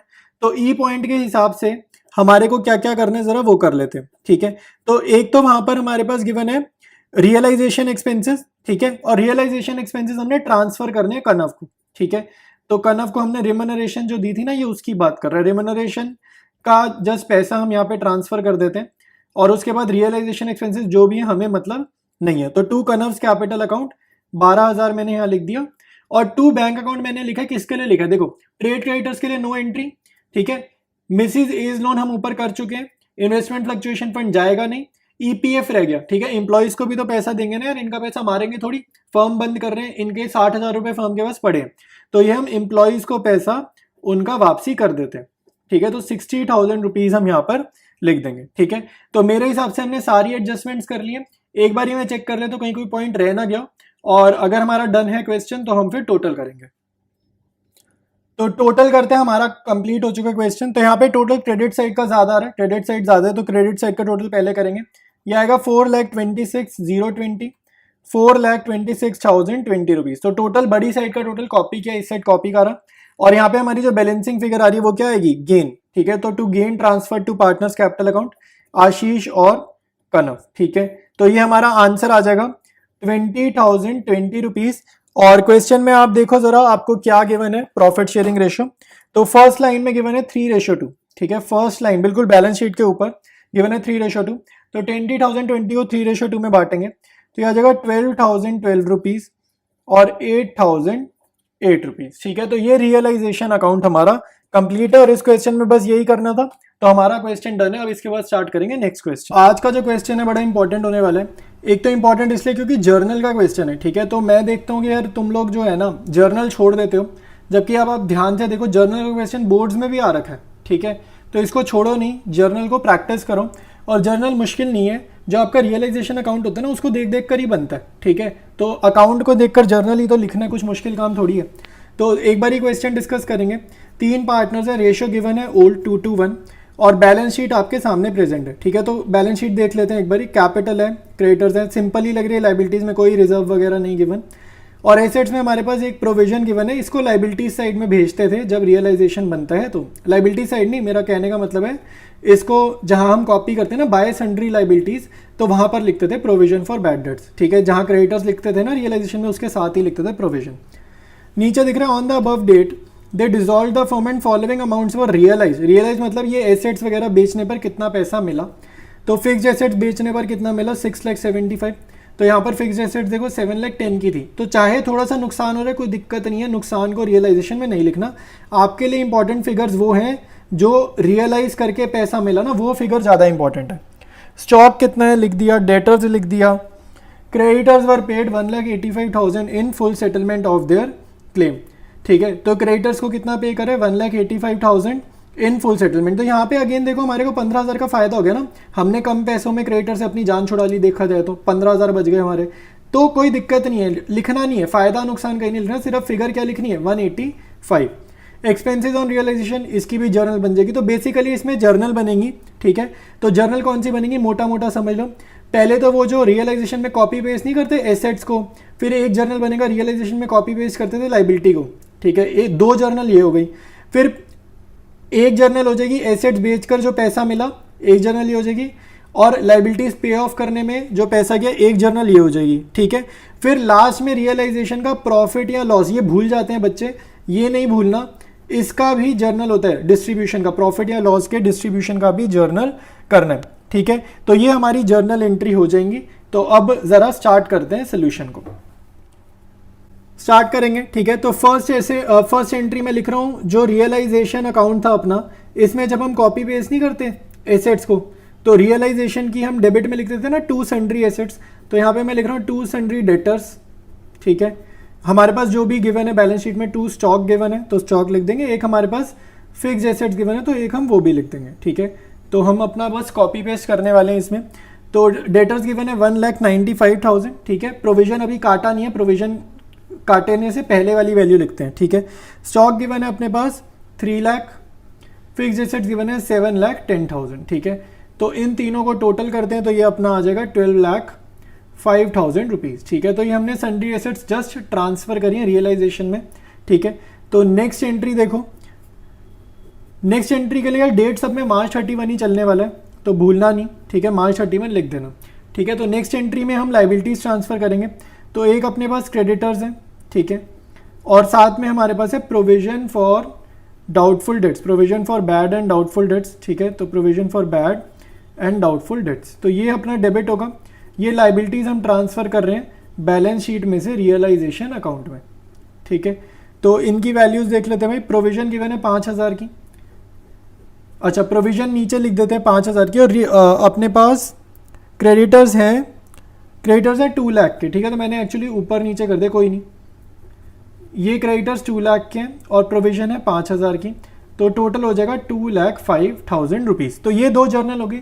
अब हम स्टार्ट करेंगे वो जर्नल एंट्री जो ये एसेट जो ऊपर भेजी है ना, इनको बेचने पर कितना मिला, एक वो जर्नल होगी और फिर ये लाइबिलिटीज पे ऑफ करने की पेमेंट की एक जर्नल होगी, ठीक है। तो ये दो जर्नल्स हमारी ऐसी दिख रही है हमारे को। तो अब स्टार्ट करते हैं। तो यार एक मिनट मेरी बात सुन लो, पहले तो माफ़ी चाहूँगा तुम्हें डिस्टर्ब करने के लिए, बट एक यार इंपॉर्टेंट चीज़ है, एक्चुअली चैनल पे मैं बहुत अच्छी अच्छी चीज़ें तुम लोगों के लिए लेकर आ रहा हूँ और बहुत सारे बच्चों को पता ही नहीं है इस बारे में, ठीक है। तो 12th वालों के लिए यार खासकर मैं मैक्रो इकोनॉमिक्स के नोट्स ला रहा हूँ, सारे मेरे हैंड रिटन नोट्स हैं, कॉपी पेस्ट नहीं, हैंड रिटन तो है लेकिन टाइप्ड है, कंप्यूटराइज्ड है, बट मैंने खुद बनाए हैं। मैक्रो के नोट्स हैं, बहुत अच्छे नोट्स हैं यार। प्लेलिस्ट बनी हुई है, यूट्यूब सर्च बॉक्स में ये प्लेलिस्ट डाल दो, साथ में मेरा नाम लिख देना मनन मलिक, वरना सर्च में शायद ना आए, तो ये डालना, साथ में मनन मलिक लिखना, तुम्हें नोट्स मिल जाएंगे। साथ साथ बिजनेस स्टडीज़ में केस स्टडीज़ आती हैं, क्लास 12 में बोर्ड्स में केस स्टडीज़ बहुत आती हैं। चैप्टर वाइज प्लेलिस्ट ला रहा हूँ, तो प्लेलिस्ट का नाम डाल देना यूट्यूब सर्च बॉक्स में, साथ में मनन मलिक लिख देना ताकि ये शो अप कर जाए, ठीक है, सर्च में रिजल्ट में आ जाए। टीएस ग्रेवाल के सोल्यूशंस में नोट्स की फॉर्म में ला रहा हूँ। मानो तुम्हारे पास टाइम नहीं है, ठीक है, टाइम नहीं है और एक एक क्वेश्चन एक का वीडियो देखने का, तो आंसर्स रिटर्न है, मेरे हैंड रिटन नोट्स है भाई, तो एकदम करेक्ट ही होंगे। तो जल्दी जल्दी जाओ यूट्यूब चैनल से ये देखो, और ये नोट्स तुम्हारे को मिलेंगे कहाँ से, व्हाट्सएप चैनल पर मिलेंगे, साथ साथ तुम्हारे को स्क्रीन रिकॉर्डिंग दिख ही रही थी। सबसे पहले हम ये क्रेडिटर्स को पे ऑफ कर देते हैं, ठीक है। तो क्रेडिटर्स को पे ऑफ कर देंगे तो खुद सोचो बैंक अकाउंट क्या होगा, क्रेडिट होगा, तो रियलाइजेशन डेबिट हो जाएगा, बैंक अकाउंट हो जाएगा क्रेडिट। तो ये पे कितने में हो रहा है, ये अपना पे हो जाएगा, क्रेडिटर्स के लिए क्या लिखा है भाई, देखना पड़ेगा ना क्वेश्चन, 1,85,000 में पे हो जाएंगे क्रेडिटर्स। और साथ साथ ना मैं अलग जर्नल क्यों बनाऊं, मैं एक्सपेंसेस ऑन रियलाइजेशन जो है 19,000 के वो भी इकट्ठे कर देता हूं, ठीक है। तो ये हमारे क्या हो गए, क्रेडिटर्स प्लस रियलाइजेशन एक्सपेंसेस, दोनों की सेम जर्नल हो गई ना, तो मैं दोनों की अलग अलग क्यों लिखूं, मेरा टाइम ज़्यादा लगेगा। तो 1,85,000 प्लस 19,000 ये कितना हो जाएगा, 2,04,000 हो जाएगा ये, ठीक है। तो वो अपना हम यहाँ पर लिख लेते हैं, एक साथ ही कर लेते हैं। नेक्स्ट जर्नल एंट्री देखो, पैसा रिसीव करने की करेंगे, तो पैसा रिसीव करने की मैं एक ही एंट्री करूंगा, पैसा आएगा तो bank account debit to realisation account, ठीक है, टू रियलाइजेशन अकाउंट। अब यहाँ पे हमारे पास क्या है, तीन थे ना, sundry debtors, stock, fixed assets. तो सन्ड्री डेटर्स अपने कितने में जा रहे हैं भाई, 1,35,000, ये सन्ड्री डेटर्स लिख दिया। स्टॉक जा रहा है 3,39,000 और उसके बाद मेरे पास फिक्स्ड एसेट्स जा रही हैं 6,75,000, ठीक है। तो ये अपनी तीन आइटम्स हो गई, इन तीनों को प्लस करेंगे और यहाँ पर हम लिख देते हैं इनकी फिगर। तो ये सारा ऐड करने के कितना आ जाएगा, 11,49,000, ठीक है। तो एसेट्स बेच कर टोटल कितना पैसा आया, 11,49,000, ठीक है। तो इसके बाद आप देखो, आपको निकालना है कि रियलाइजेशन के टाइम पर अपने को प्रॉफिट हुआ कि लॉस हुआ, तो हमारे को हुआ है लॉस, ठीक है। तो अब अगर आपको लॉस निकालना है तो ये मुझे कैसे पता चला, मैं अभी समझाता हूँ। पहले मैं एंट्री लिखता हूँ, लॉस हुआ तो कैपिटल अकाउंट इनके होंगे कम, तो इनके कैपिटल अकाउंट हो जाएंगे डेबिट, ठीक है। कैपिटल कम होने पर होती है डेबिट। और ये लॉस कैसे आया वो भी ज़रा समझा देता हूँ। तो इनको डेबिट करा और क्रेडिट करना रियलाइजेशन अकाउंट, ठीक है। तो ये तो सेम ही एंट्री होती है, चाहे रिवैल्यूएशन बनाओ कुछ भी बनाओ, जब भी लॉस होता है पार्टनर्स डेबिट और रिवैल्यूएशन हो या रियलाइजेशन हो वो अपना क्रेडिट। देखो लॉस कैसा है आपको समझाता हूँ मैं। रियलाइजेशन देखो डेबिट का हो रहा है, रियलाइजेशन डेबिट इस एंट्री में हो रहा है, फिर रियलाइजेशन डेबिट आपका थर्ड एंट्री में हो रहा है। तो ये हमारी फर्स्ट एंट्री है, ये थर्ड एंट्री है। इन दोनों के फिगर ऐड करो, 12,05,000 प्लस 2,04,000, ये आपका आ जाएगा 14,09,000 आ जाएगा, ठीक है। तो ये डेबिट है ना, तो डेबिट साइड अपना नुकसान वाला होता है। तो इन दोनों के टोटल में से सब्ट्रैक्ट करो रियलाइजेशन का क्रेडिट, तो ये क्रेडिट 2,05,000 सब्ट्रैक्ट करोगे और फिर नीचे ये क्रेडिट सब्ट्रैक्ट करोगे 11,49,000, ठीक है। तो डेबिट साइड ज़्यादा है तो इसका मतलब नुकसान ज़्यादा है, यानी कि लॉस आएगा, ठीक है। तो कैसे आया मैंने आपको समझा दिया। तो लॉस आपका आ जाएगा 55,000 रुपीज़, ठीक है। 55,000 का लॉस आएगा। PSR गिवन है 221, तो 55,000 को 221 में हम डिस्ट्रीब्यूट करेंगे 22,000 और 11,000 रुपीज़, ठीक है। तो ये हमारी जर्नल एंट्री हो गई है। सिर्फ एक जर्नल हमारा रह गया और वो क्या रह गया, पे आउट का जर्नल, ठीक है। पे आउट मतलब कि जैसे फर्म बंद हो रही है तो कौन सा पार्टनर कितना पैसा लेके घर जा रहा है उसकी जर्नल एंट्री हमारी रह गई है। तो वो लास्ट एंट्री है, कर देते हैं। तो आप खुद सोचो, अगर पैसा कोई पार्टनर लेकर जा रहा है तो फर्म का पैसा तो खत्म हो रहा है, तो बैंक अकाउंट होगा क्रेडिट, ठीक है। बैंक अकाउंट हो जाएगा क्रेडिट। डेबिट क्या होंगे, इन पार्टनर्स के कैपिटल अकाउंट डेबिट होंगे, क्योंकि इनकी कैपिटल अब खत्म हो रही है ना, ये लोग तो घर जा रहे हैं, फर्म बंद हो रही है, तो अब इनकी कैपिटल ये पूरी विड्रॉ कर रहे हैं, ठीक है। जैसे आप कहीं पैसा लगाओ और वो बिजनेस छोड़ दो तो जितना पैसा लगाए वापसी ले लोगे ना, तो कितना पैसा लेकर जाएंगे। इनकी कैपिटल देखो क्वेश्चन में कितनी गिवन है, बैलेंस शीट में मैं लिख देता हूँ। 7.5 लाख ए की गिवन है, 3 लाख बी की गिवन है, 2.5 लाख सी की गिवन है। तो ये इनकी कैपिटल है, ये लेकर जाना चाहिए इनको इतना। लेकिन रियलाइजेशन अकाउंट का लॉस इसमें अभी डिस्ट्रीब्यूट नहीं हुआ है क्योंकि ये बाद में बने, तो ये लॉस है, तो इनकी कैपिटल थोड़ी सी कम हो जाएगी, -22 के और -11 के, ठीक है। तो ये 11,000 भी यहाँ लिख दिया। ये इनकी एंट्री हो गई। ये अमाउंट ज़रा यहाँ पर लिख लेते हैं, तो ये आ जाएगा 7,28,000, फिर आ जाएगा 2,78,000, फिर आएगा 2,39,000 और इन तीनों को मैं अगर ऐड करता हूँ तो ये आ जाएगा 12,45,000 रुपीज़, ठीक है। तो ये पे आउट की भी हमने एंट्री कर दी। तो सारी एंट्रीज डन है, तो अपना क्वेश्चन कंप्लीट है। इसके बाद स्टार्ट करते हैं नेक्स्ट क्वेश्चन। 3 पार्टनर्स हैं M, N एंड K, तो इनकी रेशियो है 7:1 और बैलेंस शीट आपके सामने गिवन है, ठीक है। तो बैलेंस शीट में देखो भाई, पार्टनर्स गिवन है, क्रेडिटर्स गिवन है और रिजर्व गिवन है, ठीक है। तो ये अपना वही जैसे प्रोविजन फॉर डिप्रिसिएशन नहीं होता, उसको रिजर्व वर्ड बोल दिया, तो कुछ घबराना नहीं है। नॉर्मली इसको ट्रीट करेंगे जैसे हम रियलाइजेशन में ट्रांसफर नहीं करते लाइबिलिटीज, बिल्कुल वैसे ही इसको ट्रीट करेंगे। एसेट्स में आपको गुडविल भी रियलाइजेशन में भेजनी है, ठीक है। नॉर्मली करना है जैसे हम करते हैं, सॉफ्टवेयर को भी भेज देना रियलाइजेशन में। डेटर स्टॉक भी जाएगा, बस बैंक नहीं जाता, याद रखना ये ऑलरेडी लिक्विड एसेट है तो ये नहीं जाने वाला। अब देखो नीचे एडजस्टमेंट्स गिवन है, कह रहे हैं M to take over the building at an agreed amount of 31,500, तो M बिल्डिंग ले जा रहा है तो बिल्डिंग का पैसा M के कैपिटल अकाउंट से काटेंगे। N who was to carry on the business to take over the goodwill stock and debtors at book value, तो N अपना बिजनेस जो संभालने वाला है, अच्छा ये संभालेगा बाद में, to take over the goodwill stock and debtors at book value the patents and this he was also to pay the creditors. देखो यहाँ पे मीनिंग ये है कि ये फर्म तो बंद हो रही है लेकिन एन ना अपना पर्सनली बिजनेस कंटिन्यू करता रहेगा बाद में, लेकिन ये फर्म तो बंद हो रही है, तो हमारे को करंट सिचुएशन के हिसाब से ना यहाँ पर सब कुछ बंद करना है, ठीक है। यहाँ पर हमारे को सारा कुछ बंद ही करना है, इस लाइन से कंफ्यूज नहीं होना कि वो बिजनेस कैरी ऑन कर रहे हैं या नहीं कर रहा, ठीक है। अच्छा अब यहाँ पे आपको बोल रहा है show ledger account. Ledger account में आपको कुछ नहीं करना, आपको कह रहे हैं रियलाइजेशन बनाओ, आपको कह रहे हैं बैंक अकाउंट बनाओ और साथ साथ वो कह रहे हैं पार्टनर्स का कैपिटल अकाउंट भी बनाओ, ठीक है। यहाँ पे लेजर अकाउंट का मीनिंग सिर्फ यही है, ठीक है। तो स्टार्ट करते हैं सोल्यूशन को। तो रियलाइजेशन मैंने बना लिया, ठीक है, कंप्लीट नहीं बनाया, सिर्फ गिवन इन्फॉर्मेशन लिखी है कि क्वेश्चन में कितनी एसेट्स गिवन है, जो बैलेंस शीट से कॉपी करनी थी वो लिख दी मैंने यहाँ पे, और फिर लाइबिलिटीज हमने कॉपी कर ली है, बाकी करा कुछ नहीं, एडजस्टमेंट्स वगैरह भी सॉल्व नहीं करे, तो वो अभी यहाँ हम स्टार्ट करेंगे। तो यहाँ पे देखो मेरे को लिखना था बाय बैंक, अगर मैं एसेट्स इनमें से कुछ बेचता, तो फर्स्ट पॉइंट में कह रहे हैं माला बिल्डिंग ले गए तो हम उसकी कैपिटल अकाउंट में से बिल्डिंग का पैसा रिकवर करेंगे, तो वो कितने में बिल्डिंग ले गए 31,500, तो जो वो जस्ट हम यहाँ पर लिख देंगे। फिर सेकेंड पॉइंट में देखो पार्टनर एन क्या लेकर गया, पार्टनर एन लेकर जा रहा है गुडविल स्टॉक डेटर्स, ठीक है।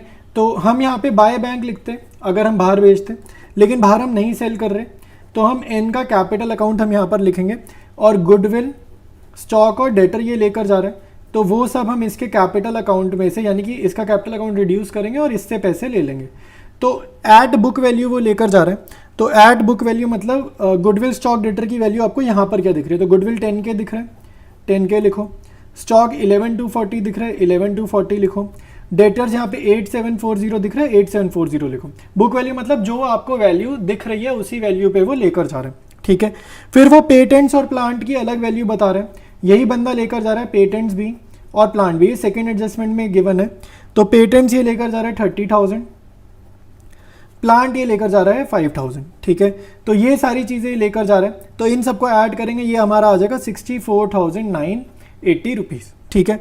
और यही बंदा आगे कह रहा है क्रेडिटर को पे कर रहा है, तो क्रेडिटर को अगर हम पे करेंगे तो लिखेंगे टू बैंक, लेकिन यही बंदा पे कर रहा है तो एन्स कैपिटल अकाउंट, ठीक है। तो इसकी कैपिटल अकाउंट में पैसा डाल देंगे जितना भी हमें क्रेडिटर्स को पे करना था। तो कितना पे करना है भाई क्रेडिटर्स को, ऊपर देखते हैं 11,210, वो वैल्यू हम यहाँ पर कॉपी करेंगे, तो ये हमने लिख दिया, ठीक है। अब जरा चेक करो कुछ हमारा रह तो नहीं गया। Goodwill stock debtors patent plant, check करो goodwill stock debtors patent plant, ठीक है। सॉफ्टवेयर भी हो गया, सॉफ्टवेयर नहीं हुआ मेरे हिसाब से, ठीक है। यहाँ सॉफ्टवेयर मेरे को मिसिंग लग रहा है, तो सॉफ्टवेयर का देखते हैं क्या करना है। देखो भाई सॉफ्टवेयर यहाँ पर नहीं लिखा, ठीक है। तो अब यहाँ पे एक माइंड में क्वेश्चन आता है कि सॉफ्टवेयर जैसे क्वेश्चन में कुछ नहीं लिखा, क्या करना है। तो क्या मैं यहाँ पे बाय बैंक करूँ सॉफ्टवेयर के लिए कि अगर नहीं लिखा तो मैं बेचूं या मैं इसको ना बेचूं, मतलब मैं मान के चलूँ ये नहीं बेचा गया। तो याद रखना सॉफ्टवेयर जो है ये आपका क्या है, इनटेंजिबल एसेट में आता है, ठीक है। तो इनटेंजिबल एसेट के लिए अगर क्वेश्चन आपका साइलेंट हो जाए तो मान के चलना इसकी बुक वैल्यू जो रियलाइज हुई है, इसको बेचकर पैसा कितना मिला, 0 रुपीज। तो यानी कि बाय बैंक सॉफ्टवेयर अगर लिख भी दोगे तो 0 लिखना पड़ेगा, तो इससे अच्छा उसको लिखो ही मत, ठीक है। यही अगर कोई टेंजेबल एसेट होती, बिल्डिंग वगैरह होती, मशीनरी होती और वो क्वेश्चन साइलेंट होता तो हम यहाँ बाय बैंक करके 12,400 लिख देते, ठीक है। लेकिन ये इनटेंजिबल एसेट है इसलिए करेंगे इग्नोर। तो अब हमें कुछ नहीं करना, नॉर्मल टोटलिंग वगैरह करनी है।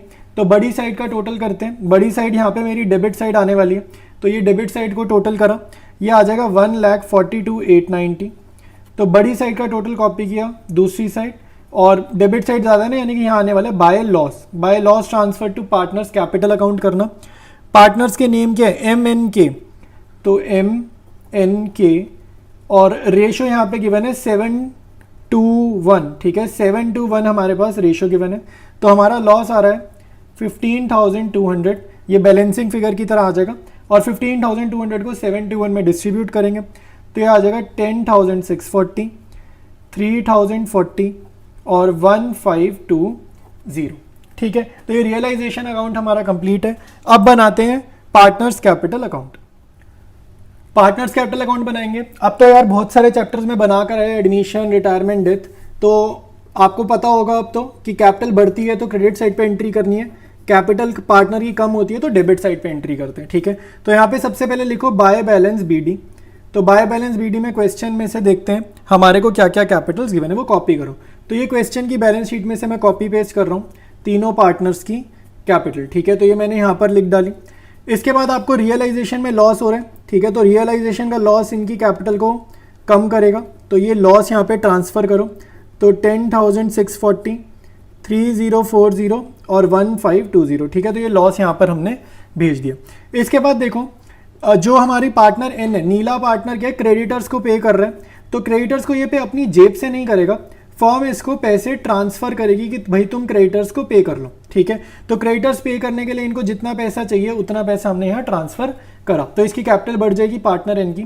और बेसिकली अगर आप लेजर पोस्टिंग अच्छे से आती है तो लेजर पोस्टिंग में क्या हिसाब होता है, रियलाइजेशन में जो एंट्री थी ना, क्या एंट्री थी, रियलाइजेशन डेबिटेड टू नीला, ठीक है, टू नीला कैपिटल अकाउंट यही थी ना। तो वहाँ पोस्टिंग करी थी ना, तो यहाँ भी तो उसका इफेक्ट आएगा ना, दोनों जगह उसकी पोस्टिंग करनी है। तो अब आपको रियलाइजेशन में जो भी कैपिटल अकाउंट दिख रहे थे उनकी पोस्टिंग या उनका इफेक्ट आपको यहाँ पर भी शो करना है, ठीक है। तो अगेन मैं यहाँ पे टू रियलाइजेशन अकाउंट लिख रहा हूँ। बिल्डिंग कौन लेकर गया था, बिल्डिंग ये लेकर गया था ना, फर्स्ट पार्टनर माला बिल्डिंग लेकर गया था, तो इसकी कैपिटल कम करेंगे, ठीक है। तो वहाँ पर एंट्री बन जाएगी, इसकी क्या एंट्री बन जाएगी, Malas capital account debited to realisation, ठीक है, यही बन जाएगी ना, Malas capital account debited to realisation. तो रियलाइजेशन अकाउंट में कहाँ लिखा था, बाय करके लिखा था, बाय मालास कैपिटल। तो अमाउंट लिख लो 31,500, पार्टनर एन तो बहुत सारी एसेट्स ले गया, तो यहाँ लिखो टू रियलाइजेशन अकाउंट और ब्रैकेट में लिख दो assets taken over. Partner N तो बहुत सारी एसेट्स ले गया था, तो ये कितनी एसेट्स ले गया था वो सारी लिख दो 64,980, ठीक है 64,000 समथिंग की ये एसेट्स ले गया था, तो वो हमने यहाँ पर लिख दिया, ठीक है। अच्छा, अब आपने सारा काम कर दिया, अब क्या हो रहा है, फर्म हो रही है बंद। तो फर्म बंद हो रही है मतलब बुक्स हो रही है बंद। तो आपको क्या करना है, आपको ये समझना है कि अब कोई भी बंदा ना बिजनेस में पैसा इन्वेस्टेड नहीं रखने वाला। बिजनेस में पैसा इन्वेस्टेड रखेगा किसके लिए, अगर फर्म ही बंद हो जाएगी तो बिजनेस में पैसा छोड़ेगा क्यों, तो हर कोई पैसा विड्रॉ करेगा। तो आपको सिंपली ये देखना है किसका क्या बैलेंस आ रहा है। अगर बैलेंसिंग फिगर इधर आएगी तो यहाँ लिख देना टू बैंक, ठीक है। अगर बैलेंसिंग फिगर इधर आएगी तो यहाँ लिख देना बाय बैंक अकाउंट, ठीक है। सिर्फ ये काम करना है। तो अब हर पार्टनर का टोटल करके देखो, एम का देखो ये साइड ज़्यादा दिख रही है मेरे को, तो इस साइड का टोटल क्या ये आ जाएगा आपका, ये आ जाएगा 42,140।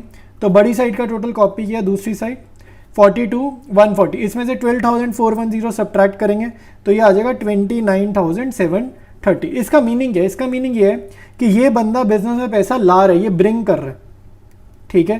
क्योंकि देखो ना, इसका पैसा लगा कम हुआ था, इसके नुकसान हो गए ज़्यादा, मतलब इसको फर्म को पैसे देने हैं, तो फर्म के अंदर ये पैसा इन्वेस्ट कर रहा है थोड़ा सा और, कि ताकि ये फर्म बंद हो तो इसका कुछ कर्जा वगैरह हिसाब किताब रह ना जाए। बेसिकली हर कोई अपना बैलेंस जीरो कर रहा है, जिसको फर्म से पैसा लेना होगा वो ले जाएगा, जिसको फर्म में पैसा डालना होगा डाल देगा, क्योंकि फर्म अब बंद हो रही है, ठीक है। तो ये एम का हो गया। एन में देखो, एन को भाई ये डेबिट साइड का टोटल ज़्यादा आ रहा है, तो इसका टोटल किया 68,020, कॉपी किया इधर, और इसमें से इसका ये फिगर माइनस किया, ठीक है। ये दोनों आइटम्स माइनस करी तो आ जाएगा 48,160। तो इसका मतलब है पार्टनर एन फॉर्म में 48,160 रुपीज़ डालेगा, तब जाके इसका हिसाब किताब पूरा होगा, ठीक है। के पार्टनर का ये क्रेडिट साइड का टोटल ही ज़्यादा आ रहा है, तो 8620, यहाँ पे लिखा 8620, और इसमें से 1520 सब्ट्रैक्ट करें तो 79,100। तो पार्टनर के का क्या था कि इसने ना ज़्यादा पैसा लगाया हुआ था बिजनेस में, अब फर्म बंद हो रही है तो इसके इतने पैसे ऑलरेडी इन्वेस्टेड है, तो ये इतना पैसा विड्रॉ करेगा, ठीक है। तो ये क्या हो रहा है, ये विड्रॉ कर रहा है, तो यहाँ लिख लो विड्रॉल, ठीक है। तो ये पैसा विड्रॉ कर रहा है, तो पार्टनर्स कैपिटल अकाउंट भी हो गया। अब इसके बाद बनाएंगे बैंक अकाउंट। अच्छा, बैंक अकाउंट बनाने से पहले एक चीज समझा देता हूं, ये एंट्री दिख रही है बाय बैंक। बाय बैंक का क्या मतलब है, अगर मैं जर्नल रीड करूं, यहाँ पे जर्नल बनाऊं तो क्या बनेगा, bank account debited 2M 2N, ठीक है। तो इसका मतलब है फर्म में पैसा आ रहा है, इनफ्लो हो रहा है, पैसे का इनफ्लो हो रहा है, पैसा आ रहा है। तो कितना पैसा आ रहा है, एम इतना पैसा ला रहा है 29,000 समथिंग, नीला एन कितना ला रहा है 48,000 समथिंग। तो यहाँ पे टू बैंक लिख रहे हैं, टू बैंक मतलब फर्म में से पैसा जा रहा है, तो के कितना पैसा निकाल रहे हैं 79,100, यानी कि आउटफ्लो हो रहा है, पैसा जा रहा है, ठीक है। ये दोनों, ये तीन फिगर्स बहुत इंपॉर्टेंट है, ये तीनों फिगर्स ही यूज होंगी बैंक अकाउंट के प्रिपरेशन में, ठीक है। अब बनाएंगे बैंक अकाउंट। बैंक अकाउंट का देखो भाई एसेट नेचर है, तो डेबिट बैलेंस होगा यहाँ पे, तो यहाँ लिखो to balance BD. To balance BD का मतलब है कि कितना पैसा ऑलरेडी फर्म के पास एग्जिस्ट कर रहा है। तो क्वेश्चन की बैलेंस शीट में से मैंने देख लिया 1210। अब बिजनेस में से पैसा जब भी जाएगा ना, तो क्रेडिट में एंट्री करना आउटफ्लो। जैसे 11th में कैश बुक नहीं बनाते थे, पैसे का आउटफ्लो क्रेडिट में, पैसे का इनफ्लो डेबिट में, ठीक है। इनफ्लो मतलब बिजनेस में पैसा आना पॉजिटिव, आउटफ्लो मतलब बिजनेस में से पैसा जाना। तो बैंक अकाउंट में जब भी पैसा जाएगा, पैसा जब जाने की एंट्री इधर करना बाय वाली साइड, और पैसा आने की एंट्री इधर करना टू वाली साइड। क्लियर है। तो अभी हमने पार्टनर्स कैपिटल अकाउंट समझा था, तो पार्टनर्स कैपिटल अकाउंट में पैसा जा रहा था और पैसा आ भी रहा था। तो पैसा जा किस पार्टनर की वजह से रहा था, के की वजह से। तो ये पैसा निकाल रहा था ना, विड्रॉ कर रहा था, तो इसका नाम लिखा, इसकी कैपिटल अकाउंट लिख दिया, 79,100 जितना पैसे ये निकाल रहा था। फिर कौन पैसा ला रहा है, एम और एन, ठीक है। तो इनके हम कैपिटल अकाउंट यहाँ लिख देंगे डेबिट साइड पे, ठीक है। ये पार्टनर्स कैपिटल अकाउंट में से फिगर्स देखिए, अभी मैंने समझाया जस्ट बैंक अकाउंट बनाने से पहले, ठीक है। तो ये फिगर्स देख के कॉपी कर लेना पार्टनर्स कैपिटल अकाउंट से, ठीक है। अच्छा, अब आपका फर्म बंद हो रहा है, तो याद रखना यहाँ पे बैलेंसिंग फिगर नहीं निकलने वाला बैंक अकाउंट में। बैंक अकाउंट में टोटल दोनों तरफ का सेम आने वाला है, ठीक है। तो सेम आएगा तो जस्ट आप कॉपी पेस्ट करो, ये बड़ी साइड का टोटल निकाल लो, कोई भी साइड का निकाल लो, दोनों का सेम ही आएगा। तो ये हमारा बैंक अकाउंट भी कंप्लीट हो गया, ठीक है। तो क्वेश्चन हमारा कंप्लीट है। वीडियो अच्छा लगा है तो यार वीडियो को लाइक कर दो, चैनल को यार अपने दोस्तों तक शेयर करो, चैनल की रीच नहीं हो रही बिल्कुल भी, और बाकी अगर आपने सब्सक्राइब नहीं करा है तो सब्सक्राइब करो। तो इसके पिछले क्वेश्चन सारे हो चुके, 25 क्वेश्चन सारे हो चुके हैं। लॉन्ग क्वेश्चन ही चल रहे हैं। लॉन्ग में क्या करना होता है भाई, रियलाइजेशन, पार्टनर्स कैपिटल और साथ साथ बैंक अकाउंट, ठीक है। यूजुअली यही करना है लॉन्ग क्वेश्चंस में, बट इस क्वेश्चन में आपको सिर्फ दो ही काम करने हैं, रियलाइजेशन और पार्टनर्स कैपिटल, इसमें बैंक अकाउंट भी नहीं बनाना। तो देखो भाई क्वेश्चन डिस्कस करेंगे, कह रहे M&A और partner sharing profits and losses in the ratio of the Capitals. तो रेशियो ऑफ कैपिटल यहाँ पे देखो कैपिटल गिवन है 6 लाख 4 लाख, तो ये हो जाएगी 6:4, जिसको आप 2 के टेबल से काटोगे तो इसी को हम लिख सकते हैं 3:2। तो हमारे पास PSR आ गई। फिर साथ साथ देखो आपको बैलेंस शीट में गिवन है वर्कमैन कंपनसेशन रिजर्व। तो वर्कमैन कंपनसेशन रिजर्व की एक खास बात होती है, उससे रिलेटेड एडजस्टमेंट फटाफट से ढूंढना, क्योंकि वर्कमैन कंपनसेशन रिजर्व का ट्रीटमेंट डिपेंड करता है क्लेम कितना है, ठीक है। तो यहाँ पर क्लेम 40,000 का है, तो और रिजर्व कितना है 1 लाख का। तो याद रखना जितने का क्लेम है उतना ही क्लेम, जितने का क्लेम है ना 40,000 का, उतना ही रिजर्व, यानी कि 40,000 का रिजर्व रियलाइजेशन में जाएगा, बाकी रिजर्व आपका 60,000 का रिजर्व पार्टनर्स कैपिटल में, कैपिटल अकाउंट में जाकर डिस्ट्रीब्यूट हो जाएगा, ठीक है। PSR में ओल्ड रेशो में एक ही रेशो गिवन है वैसे तो 3:2, ठीक है। और कुछ यहाँ पे दिख नहीं रहा इंटरेस्टिंग, नॉर्मल ही गिवन है, एसेट्स वगैरह गिवन। नीचे देखो कह रहे हैं sundry assets realise 14 lakh, clear उसने बोल दिया। यहाँ पे देखो एसेट्स गिवन है सन्ड्री एसेट्स, और ये कितने में बिकी उसने वो एक ही बार में बता दिया। Liabilities were discharged as follows. Discharge word का मीनिंग होता है पेड, ठीक है, डिस्चार्ज का मीनिंग होता है पेड।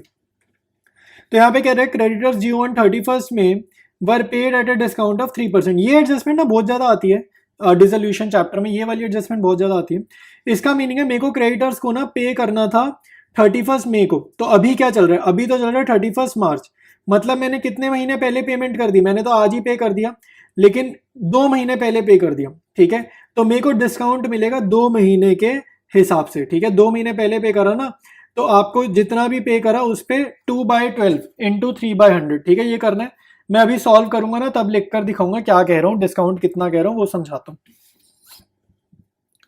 नेक्स्ट है बिल्स पेबल व discharge at a rebate. Rebate मतलब डिस्काउंट 1,000 का, तो बिल्स पेबल 60 के थे, 1,000 का डिस्काउंट मिल गया, मतलब हमने 59,000 पे करे। वर्कमैन कंपनसेशन कर लिया discuss. Expenses of dissolution amounting to 30,000 were paid, तो ये डिसोल्यूशन के रियलाइजेशन एक्सपेंसेस हैं, तो ये हम रियलाइजेशन अकाउंट में भेज देंगे। तो स्टार्ट करते हैं रियलाइजेशन अकाउंट और फिर बनाएंगे पार्टनर का कैपिटल अकाउंट। स्टार्ट करेंगे सोल्यूशन को। देखो क्वेश्चन में गिवन इन्फॉर्मेशन लिख ली, जितनी एसेट्स बैलेंस शीट में से थी वो यहाँ कॉपी करी, जो जो लायबिलिटीज ट्रांसफर करनी थी वो कर दी। इसमें वर्कमैन कंपनसेशन रिजर्व ध्यान से देखो उतने का ही जाएगा जितने का क्लेम का अमाउंट है, तो क्लेम का अमाउंट आपको एडजस्टमेंट में 40 के गिवन है, तो 40 के मैंने यहाँ पर ट्रांसफर करा, ठीक है। सिर्फ वैसे ही करेंगे जैसे क्वेश्चन बोल रहा है। इसके बाद पे ऑफ करते हैं, अपना रियलाइजेशन स्टार्ट करते हैं। तो क्रेडिटर्स और बिल्स पेबल को उसने पे करा है, तो स्टार्ट करते हैं सबसे पहले यहाँ पर पेमेंट करना। तो टू बैंक अकाउंट में लिख रहा हूँ, मैं यहाँ लिख रहा हूँ क्रेडिटर्स, ठीक है, और बिल्स पेबल। बिल्स पेबल तो उसने बोला है 1,000 का डिस्काउंट है, रिबेट है, तो 60,000 पे करना था, 1,000 का डिस्काउंट है, तो कितना हो जाएगा ये हो जाएगा 59,000, ठीक है, ये हो जाएगा 59,000। साथ साथ हमारे पास क्रेडिटर्स कितने हैं भाई, क्रेडिटर्स का हिसाब किताब देखेंगे, तो क्रेडिटर्स मेरे पास गिवन है 2 लाख के, ठीक है, 2 लाख के गिवन है। तो इसमें डिस्काउंट कितना है, जस्ट मैं उसकी कैलकुलेशन कर रहा हूँ। तो 2 लाख के क्रेडिटर्स को 3/100 से मल्टीप्लाई करोगे, साथ साथ मल्टीप्लाई करना है 2/12, अप्रैल और मई, क्योंकि हम 2 महीने पहले दे रहे हैं, तो 2 महीने का हमें डिस्काउंट मिल जाएगा। तो ये आपका सॉल्व करने पे आएगा 1,000। तो 2 लाख में से 1,000 माइनस कर देना, तो 1,99,000 हमारे पास अमाउंट आ जाएगा, ठीक है। तो हमने ये पे ऑफ करा क्रेडिटर्स और बिल्स पेपर, और इनका टोटल यहाँ पे लिख दिया। अच्छा एक चीज यहाँ पे ठीक कर लो, बैंक अकाउंट मैंने लिखा है, ये बैंक ना उतना इफेक्टिव नहीं है, क्योंकि क्वेश्चन में आपके पास देखो बैलेंस शीट में कैश अकाउंट गिवन है, तो आपको कैश लिखना चाहिए, ज्यादा बेटर वही रहेगा, ठीक है। अच्छा अब लायबिलिटी साइड पे देखो, जो मैंने क्वेश्चन में से कॉपी किए creditors bills payable workman compensation reserve, इसमें एक ऐड कर लो बाय अदर लायबिलिटीज, ठीक है। बैलेंस शीट में लिखा है छोटा सा, लास्ट में लिखा है बाय अदर्स करके, तो ये बाय अदर लायबिलिटीज है 3,40,000, और इसके बारे में कुछ इन्फॉर्मेशन नहीं है ये कैसे पे आउट हुई है, तो आप इनको टू कैश अकाउंट कर दो, ठीक है, और ब्रैकेट में लिख दो अदर्स, ठीक है। ये अदर लायबिलिटी को हम पे कर रहे हैं सेम प्राइस पे, ठीक है, सेम वैल्यू पे 3,40,000 पे हम इनको पे कर देंगे, ठीक है। फिर मैं यहाँ पे लिख रहा हूँ टू कैश अकाउंट, दोबारा से कैश लिख रहा हूँ रियलाइजेशन एक्सपेंसेस के लिए। तो रियलाइजेशन एक्सपेंसेस किधर है, 30,000 के हैं रियलाइजेशन एक्सपेंसेस, वो हमने पे कर दिया, ठीक है। ये वर्कमैन कंपनसेशन रिजर्व यहाँ डाला ही इसलिए था ताकि हम वर्कमैन कंपनसेशन क्लेम को भी पे ऑफ कर पाए, ठीक है। तो ये भी ब्रैकेट में रियल क्या आएगा, टू कैश अकाउंट, ठीक है, तो 2 कैश अकाउंट और ये वर्कमैन कंपनसेशन क्लेम ब्रैकेट में 40,000 का क्लेम था, 40,000 हम पे कर रहे हैं। ठीक है, अच्छा अब यहाँ पे जो एसेट्स थी ये भी हमने रियलाइज करी है, तो यहाँ पे लिखो बाय कैश अकाउंट, सब कुछ कैश में डाल दो क्योंकि क्वेश्चन में बैंक नहीं लिखा। ठीक है, तो ये हमारी एसेट्स हो रही हैं रियलाइज, और क्वेश्चन में लिख रहा है 14 लाख की ये रियलाइज होने वाली है, तो यहाँ पे लिखो 14 लाख रुपीज। ठीक है, ये मैंने लिख दिया 14 लाख रुपीज। अब आप टोटल करो बड़ी वाली साइड का, तो बड़ी साइड जो है वो मुझे डेबिट साइड दिख रही है, तो डेबिट साइड का हम टोटल करेंगे और कॉपी कर देंगे क्रेडिट साइड। तो डेबिट साइड बड़ी साइड है, इसका टोटल आ रहा है 22,98,000 रुपीज।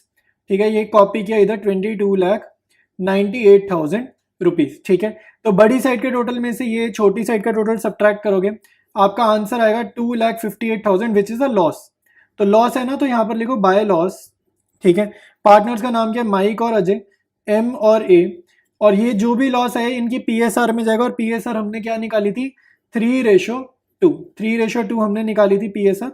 तो 2,58,000 को 3:2 में बांटेंगे तो ये आ जाएगा 1,54,800 और 1,03,200 रुपीज। ठीक है, तो ये आपके सामने कंप्लीट रियलाइजेशन अकाउंट रेडी है। अब बनाएंगे पार्टनर्स का कैपिटल अकाउंट। स्टार्ट करेंगे कैपिटल अकाउंट। याद रखना कैपिटल बढ़ने पे क्रेडिट, कैपिटल कम होने पे डेबिट, ये वही पुराने रूल चलेंगे। सबसे पहले कैपिटल अकाउंट बनाओगे तो बाय बैलेंस बीडी लिखेंगे, तो बाय बैलेंस बीडी लिखा और क्वेश्चन से इनकी कैपिटल्स लिख दी 6 लाख और 4 लाख रिस्पेक्टिवली। ठीक है, उसके बाद वर्कमैन कंपनसेशन रिजर्व बचा कुचा बांट देते हैं भाई, कितना बटेगा 60,000 का बटेगा, कौन सी रेशो में, इनकी प्रॉफिट शेयरिंग रेशो में। तो 60,000 को 3:2 में बांटा तो ये आ जाएगा 36,000 और 24,000। रियलाइजेशन का लॉस है तो यहाँ बाय में नहीं जाएगा, 2 में चला जाएगा, तो 2 रियलाइजेशन अकाउंट और ब्रैकेट में या फिर ऐसे हाइफन करके लिख दिया लॉस। तो ये कॉपी करा 1,54,800 और 1,03,200। ठीक है, सिंपल है। इसके बाद देखो और कुछ भी एडजस्टमेंट नहीं है, तो यहाँ पे ना हम लोग पहले क्या करते थे, टू बैलेंस सीडी निकालते थे। टू बैलेंस सीडी मत निकालना अब, क्योंकि अब बिजनेस बंद हो रहा है तो ये पैसा विड्रॉ कर लेंगे। तो यहाँ लिखेंगे टू बैंक अकाउंट और इसको बोलेंगे विड्रॉल, ये पैसा विड्रॉ कर रहे हैं बिजनेस में से बाहर। तो बस बड़ी साइड का टोटल पहले करते हैं, तो क्रेडिट साइड यहाँ पे क्लियर बड़ी दिख रही है, तो क्रेडिट साइड का टोटल किया, ये आ रहा है 6,36,000। तो बड़ी साइड का टोटल कॉपी किया इधर और इसमें से सब्ट्रैक्ट करोगे 154,800 जो अपनी बैलेंसिंग फिगर है, ये अपना विड्रॉ हो जाएगा, तो 4,81,200। फिर यहाँ पे ये 4,24,000 और ये कॉपी किया इधर 4,24,000, इसमें से सब्ट्रैक्ट करेंगे 1,03,200, 3,28,100। ठीक है, तो ये अपना आंसर हो जाएगा पार्टनर्स कैपिटल अकाउंट का। ठीक है, तो क्वेश्चन अपना कंप्लीट है। स्टार्ट करते हैं नेक्स्ट क्वेश्चन। तो नेक्स्ट क्वेश्चन कह रहे हैं B and Y are equal partners. Equal partner मतलब प्रॉफिट शेयरिंग रेशियो क्या है 1:1। फिर कह रहे हैं they decided to dissolve their partnership. ठीक है, तो बैलेंस शीट आपको गिवन है और बैलेंस शीट में ध्यान से देखो जनरल रिजर्व है, ये सीधा पार्टनर्स कैपिटल में जाएगा। ये लोन बाय बिल, ये लोन अकाउंट अलग से बनेगा। ठीक है, ये क्रेडिटर्स जो है ये रियलाइजेशन में जाएगा। इधर सारी चीजें रियलाइजेशन में जाएंगी सिवाय बैंक को छोड़ के, क्योंकि इसके लिए बैंक अकाउंट अलग से बनेगा। और वैसे भी याद रखना क्योंकि बैंक ऑलरेडी लिक्विड है, ऑलरेडी कैश की फॉर्म में है, तो ये इसको रियलाइजेशन में भेजें क्यों। रियलाइज मतलब पैसा रियलाइज करो, पैसे की फॉर्म में कन्वर्ट करो, तो ये एसेट्स को पैसे की फॉर्म में कन्वर्ट करना है, इसलिए रियलाइजेशन में जा रही है। फिर इसने बता दिया एसेट्स रियलाइज वर, किसको बेचकर कितना पैसा मिला बता दिया। वाई टुक फर्नीचर, तो फर्नीचर बेचा नहीं गया, फर्नीचर वाई ले गया, तो वाई की कैपिटल अकाउंट कम कर देंगे। ठीक है, B agreed to accept 2,500 in settlement of his loan account, तो इसका लोन अकाउंट है और ये लोन के लिए हमने इसको कितना लोन है, देखो भाई लोन 3,000 का है, हमने इसको दिए 2,500, तो ये जो 500 रुपए का फायदा हो गया ना, याद रखना लोन में जो 500 रुपए का फायदा हो जाता है ना, ये रियलाइजेशन में जाता है। ठीक है, लोन एडजस्टमेंट के टाइम पर अगर पार्टनर का लोन हो खासकर और कुछ पैसा फायदा हो जाए तो रियलाइजेशन में वो फायदे वाली चीज जाती है। डिसोल्यूशन का खर्चा है 2,500। ठीक है, तो डिसोल्यूशन का खर्चा 2 बैंक कर देंगे रियलाइजेशन में। अब नीचे देखो हमें 4 काम करने हैं, realisation account, partners capital account, loan account और बैंक अकाउंट। ठीक है, तो ये सारे काम करने हैं, तो ये अपना करते हैं, स्टार्ट करते हैं रियलाइजेशन से। तो भाई रियलाइजेशन अकाउंट मैंने गिवन इन्फॉर्मेशन लिख ली, क्वेश्चन की बैलेंस शीट से एसेट्स कॉपी कर लिए और यहाँ पे एक ही लायबिलिटी गिवन है क्रेडिटर्स, तो वो भी हमने लिख लिया। अब ये एसेट्स बेची जाएंगी, तो यहाँ पर जब ये बेची जाएंगी तो क्या लिखेंगे बाय बैंक अकाउंट और यहाँ आप ब्रैकेट में लिख लेना एसेट्स रियलाइज्ड। ठीक है, तो एसेट्स रियलाइज करके लिख देंगे अच्छा, अब एक एक करके उसने एसेट बेची है। स्टॉक अलग से दिख रहा है 22,000, तो ये हम लिख लेंगे 22,000। फिर डेटर्स भी उसने लिखा है अलग से 7,500, तो ये भी हम लिख लेंगे। फिर है मशीनरी और बिल्डिंग, ठीक है, तो मशीनरी और बिल्डिंग अलग से लिख रहा है 16,000 और 35,000, तो 16,000 और 35,000। इन चारों का टोटल करोगे तो टोटल फॉर्म के पास कितना पैसा आया है, 80,500 कैश की फॉर्म में आया है। अच्छा, अब बाय तो फर्नीचर लेकर चला गया, तो फर्नीचर बाय बैंक नहीं लिखेंगे, तो बाय वाइज कैपिटल अकाउंट और ब्रैकेट में लिख देंगे फर्नीचर, ठीक है। तो फर्नीचर ये कितने में लेकर जा रहा है, 9,000 में। तो क्लियर, उसने बोला है 9,000 में, 9,000 चाहे यहाँ 12 का है तो 3,000 का फर्म को भले ही नुकसान हो गया, वो कहीं नहीं रिकॉर्ड करना। 12,000 का फर्नीचर वाई ले जाएगा 9,000 में, सिंपल है इतना। अब ये लाइबिलिटी पे ऑफ करेंगे, तो यहाँ लिखो टू बैंक अकाउंट।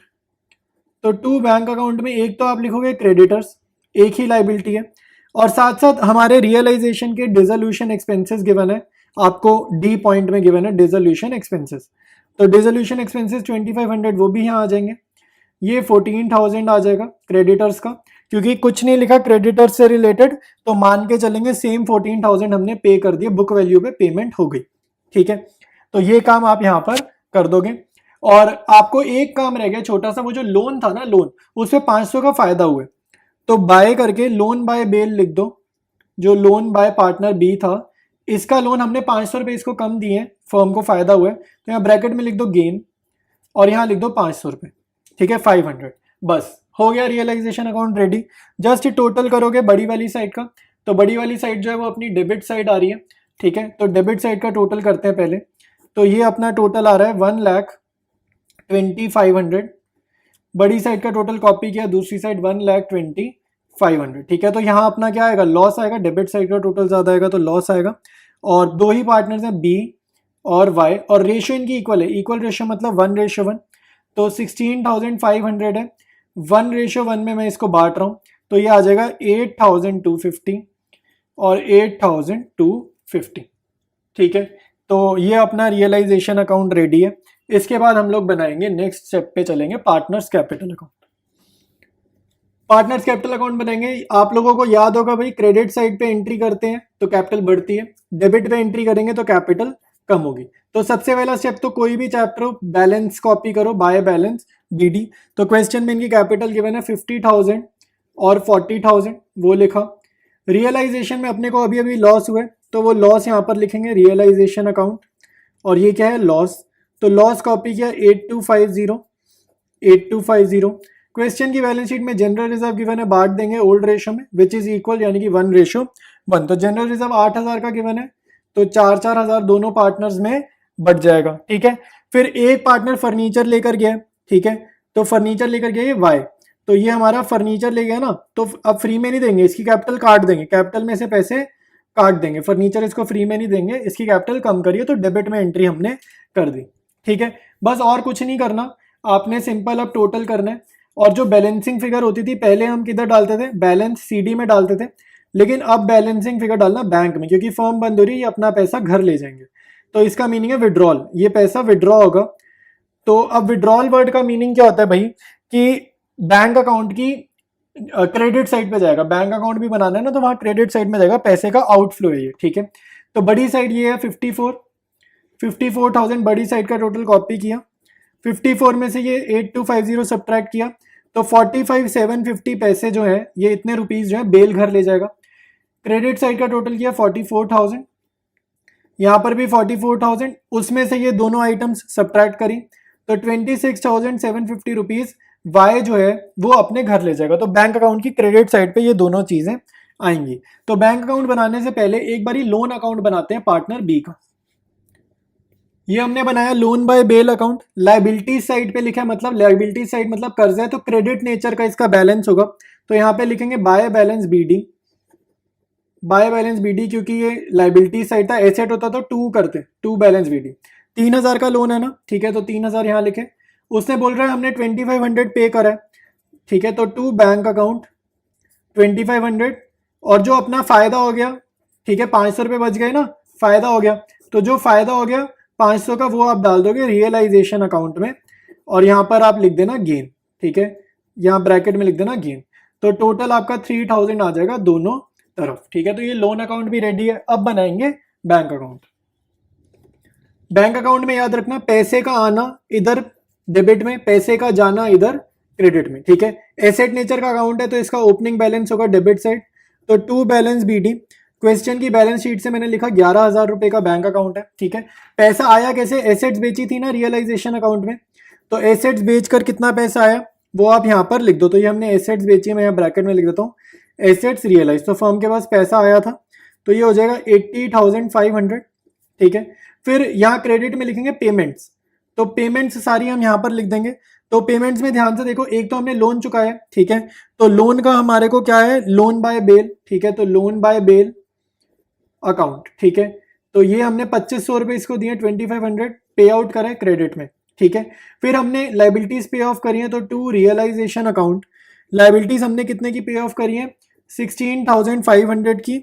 और ये कौन सी लाइबिलिटी हमारी, ये हमारी है क्रेडिटर्स प्लस डिसोल्यूशन एक्सपेंसेस मिलाकर, क्योंकि ये दोनों चीजें थी ना, 14,000 प्लस डिसोल्यूशन एक्सपेंसेस ये मिलाकर है।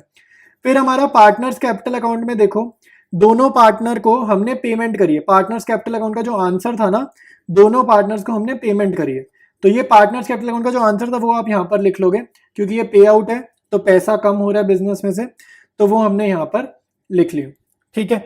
अब इसके बाद क्या करोगे, बैलेंसिंग फिगर निकालोगे। याद रखना बैंक अकाउंट में बैलेंसिंग फिगर नहीं आएगी डिसोल्यूशन चैप्टर में, क्योंकि बिजनेस बंद हो रहा है तो सारा पैसा हम लोग निकाल देंगे, जीरो कर देंगे फर्म में, ठीक है। तो कुछ पैसा नहीं बचने वाला। तो दोनों साइड्स का टोटल आपका सेम आएगा, तो जोन सी साइड आसान लगे ना उसका टोटल कर देना और दूसरी तरफ लिख देना, ठीक है। तो ये 91,500 और इधर भी 91,500, दोनों का टोटल सेम आना चाहिए। सेम नहीं आ रहा मतलब आपने गलती कर रखी है क्वेश्चन में, या फिर यहाँ पर आपने कोई चीज लिखनी भूल गए, ठीक है, ये भी मीनिंग हो सकता है।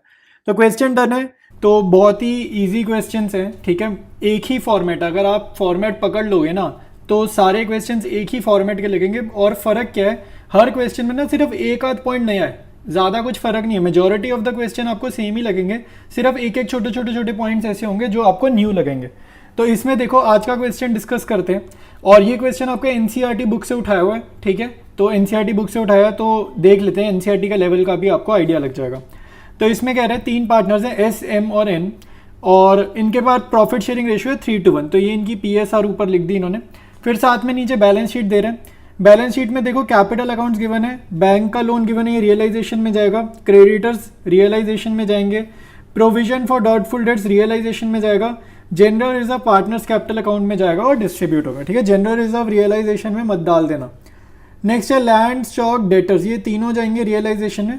और यहाँ पे देखो कैपिटल अकाउंट गिवन है एक पार्टनर का एसेट्स में। इसका मतलब है कि देखो इसका मीनिंग समझ लो, कोई भी चीज़ जो लाइबिलिटी होती है ना, लाइबिलिटी में जितनी भी आइटम्स लिखे अंदर, आप चाहे शिल्पा का कैपिटल देखो, मीना का देखो, बैंक लोन देखो, जनरल रिजर्व देखो, इन सब का बैलेंस होता है क्रेडिट बैलेंस, ठीक है। इन सब का बैलेंस होता है क्रेडिट बैलेंस।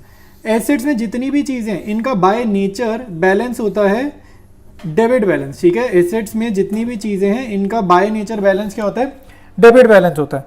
तो ये जो पार्टनर एन का कैपिटल अकाउंट आपको दिख रहा है ये डेबिट बैलेंस है, तो इसका ओपनिंग ना टू बैलेंस बीडी आएगा जब पार्टनर्स कैपिटल अकाउंट बनाओगे, टू बैलेंस बीडी याद रखना, ठीक है। वहां पर मैं आपको फिर से बताऊंगा जब पार्टनर्स कैपिटल बनाएंगे।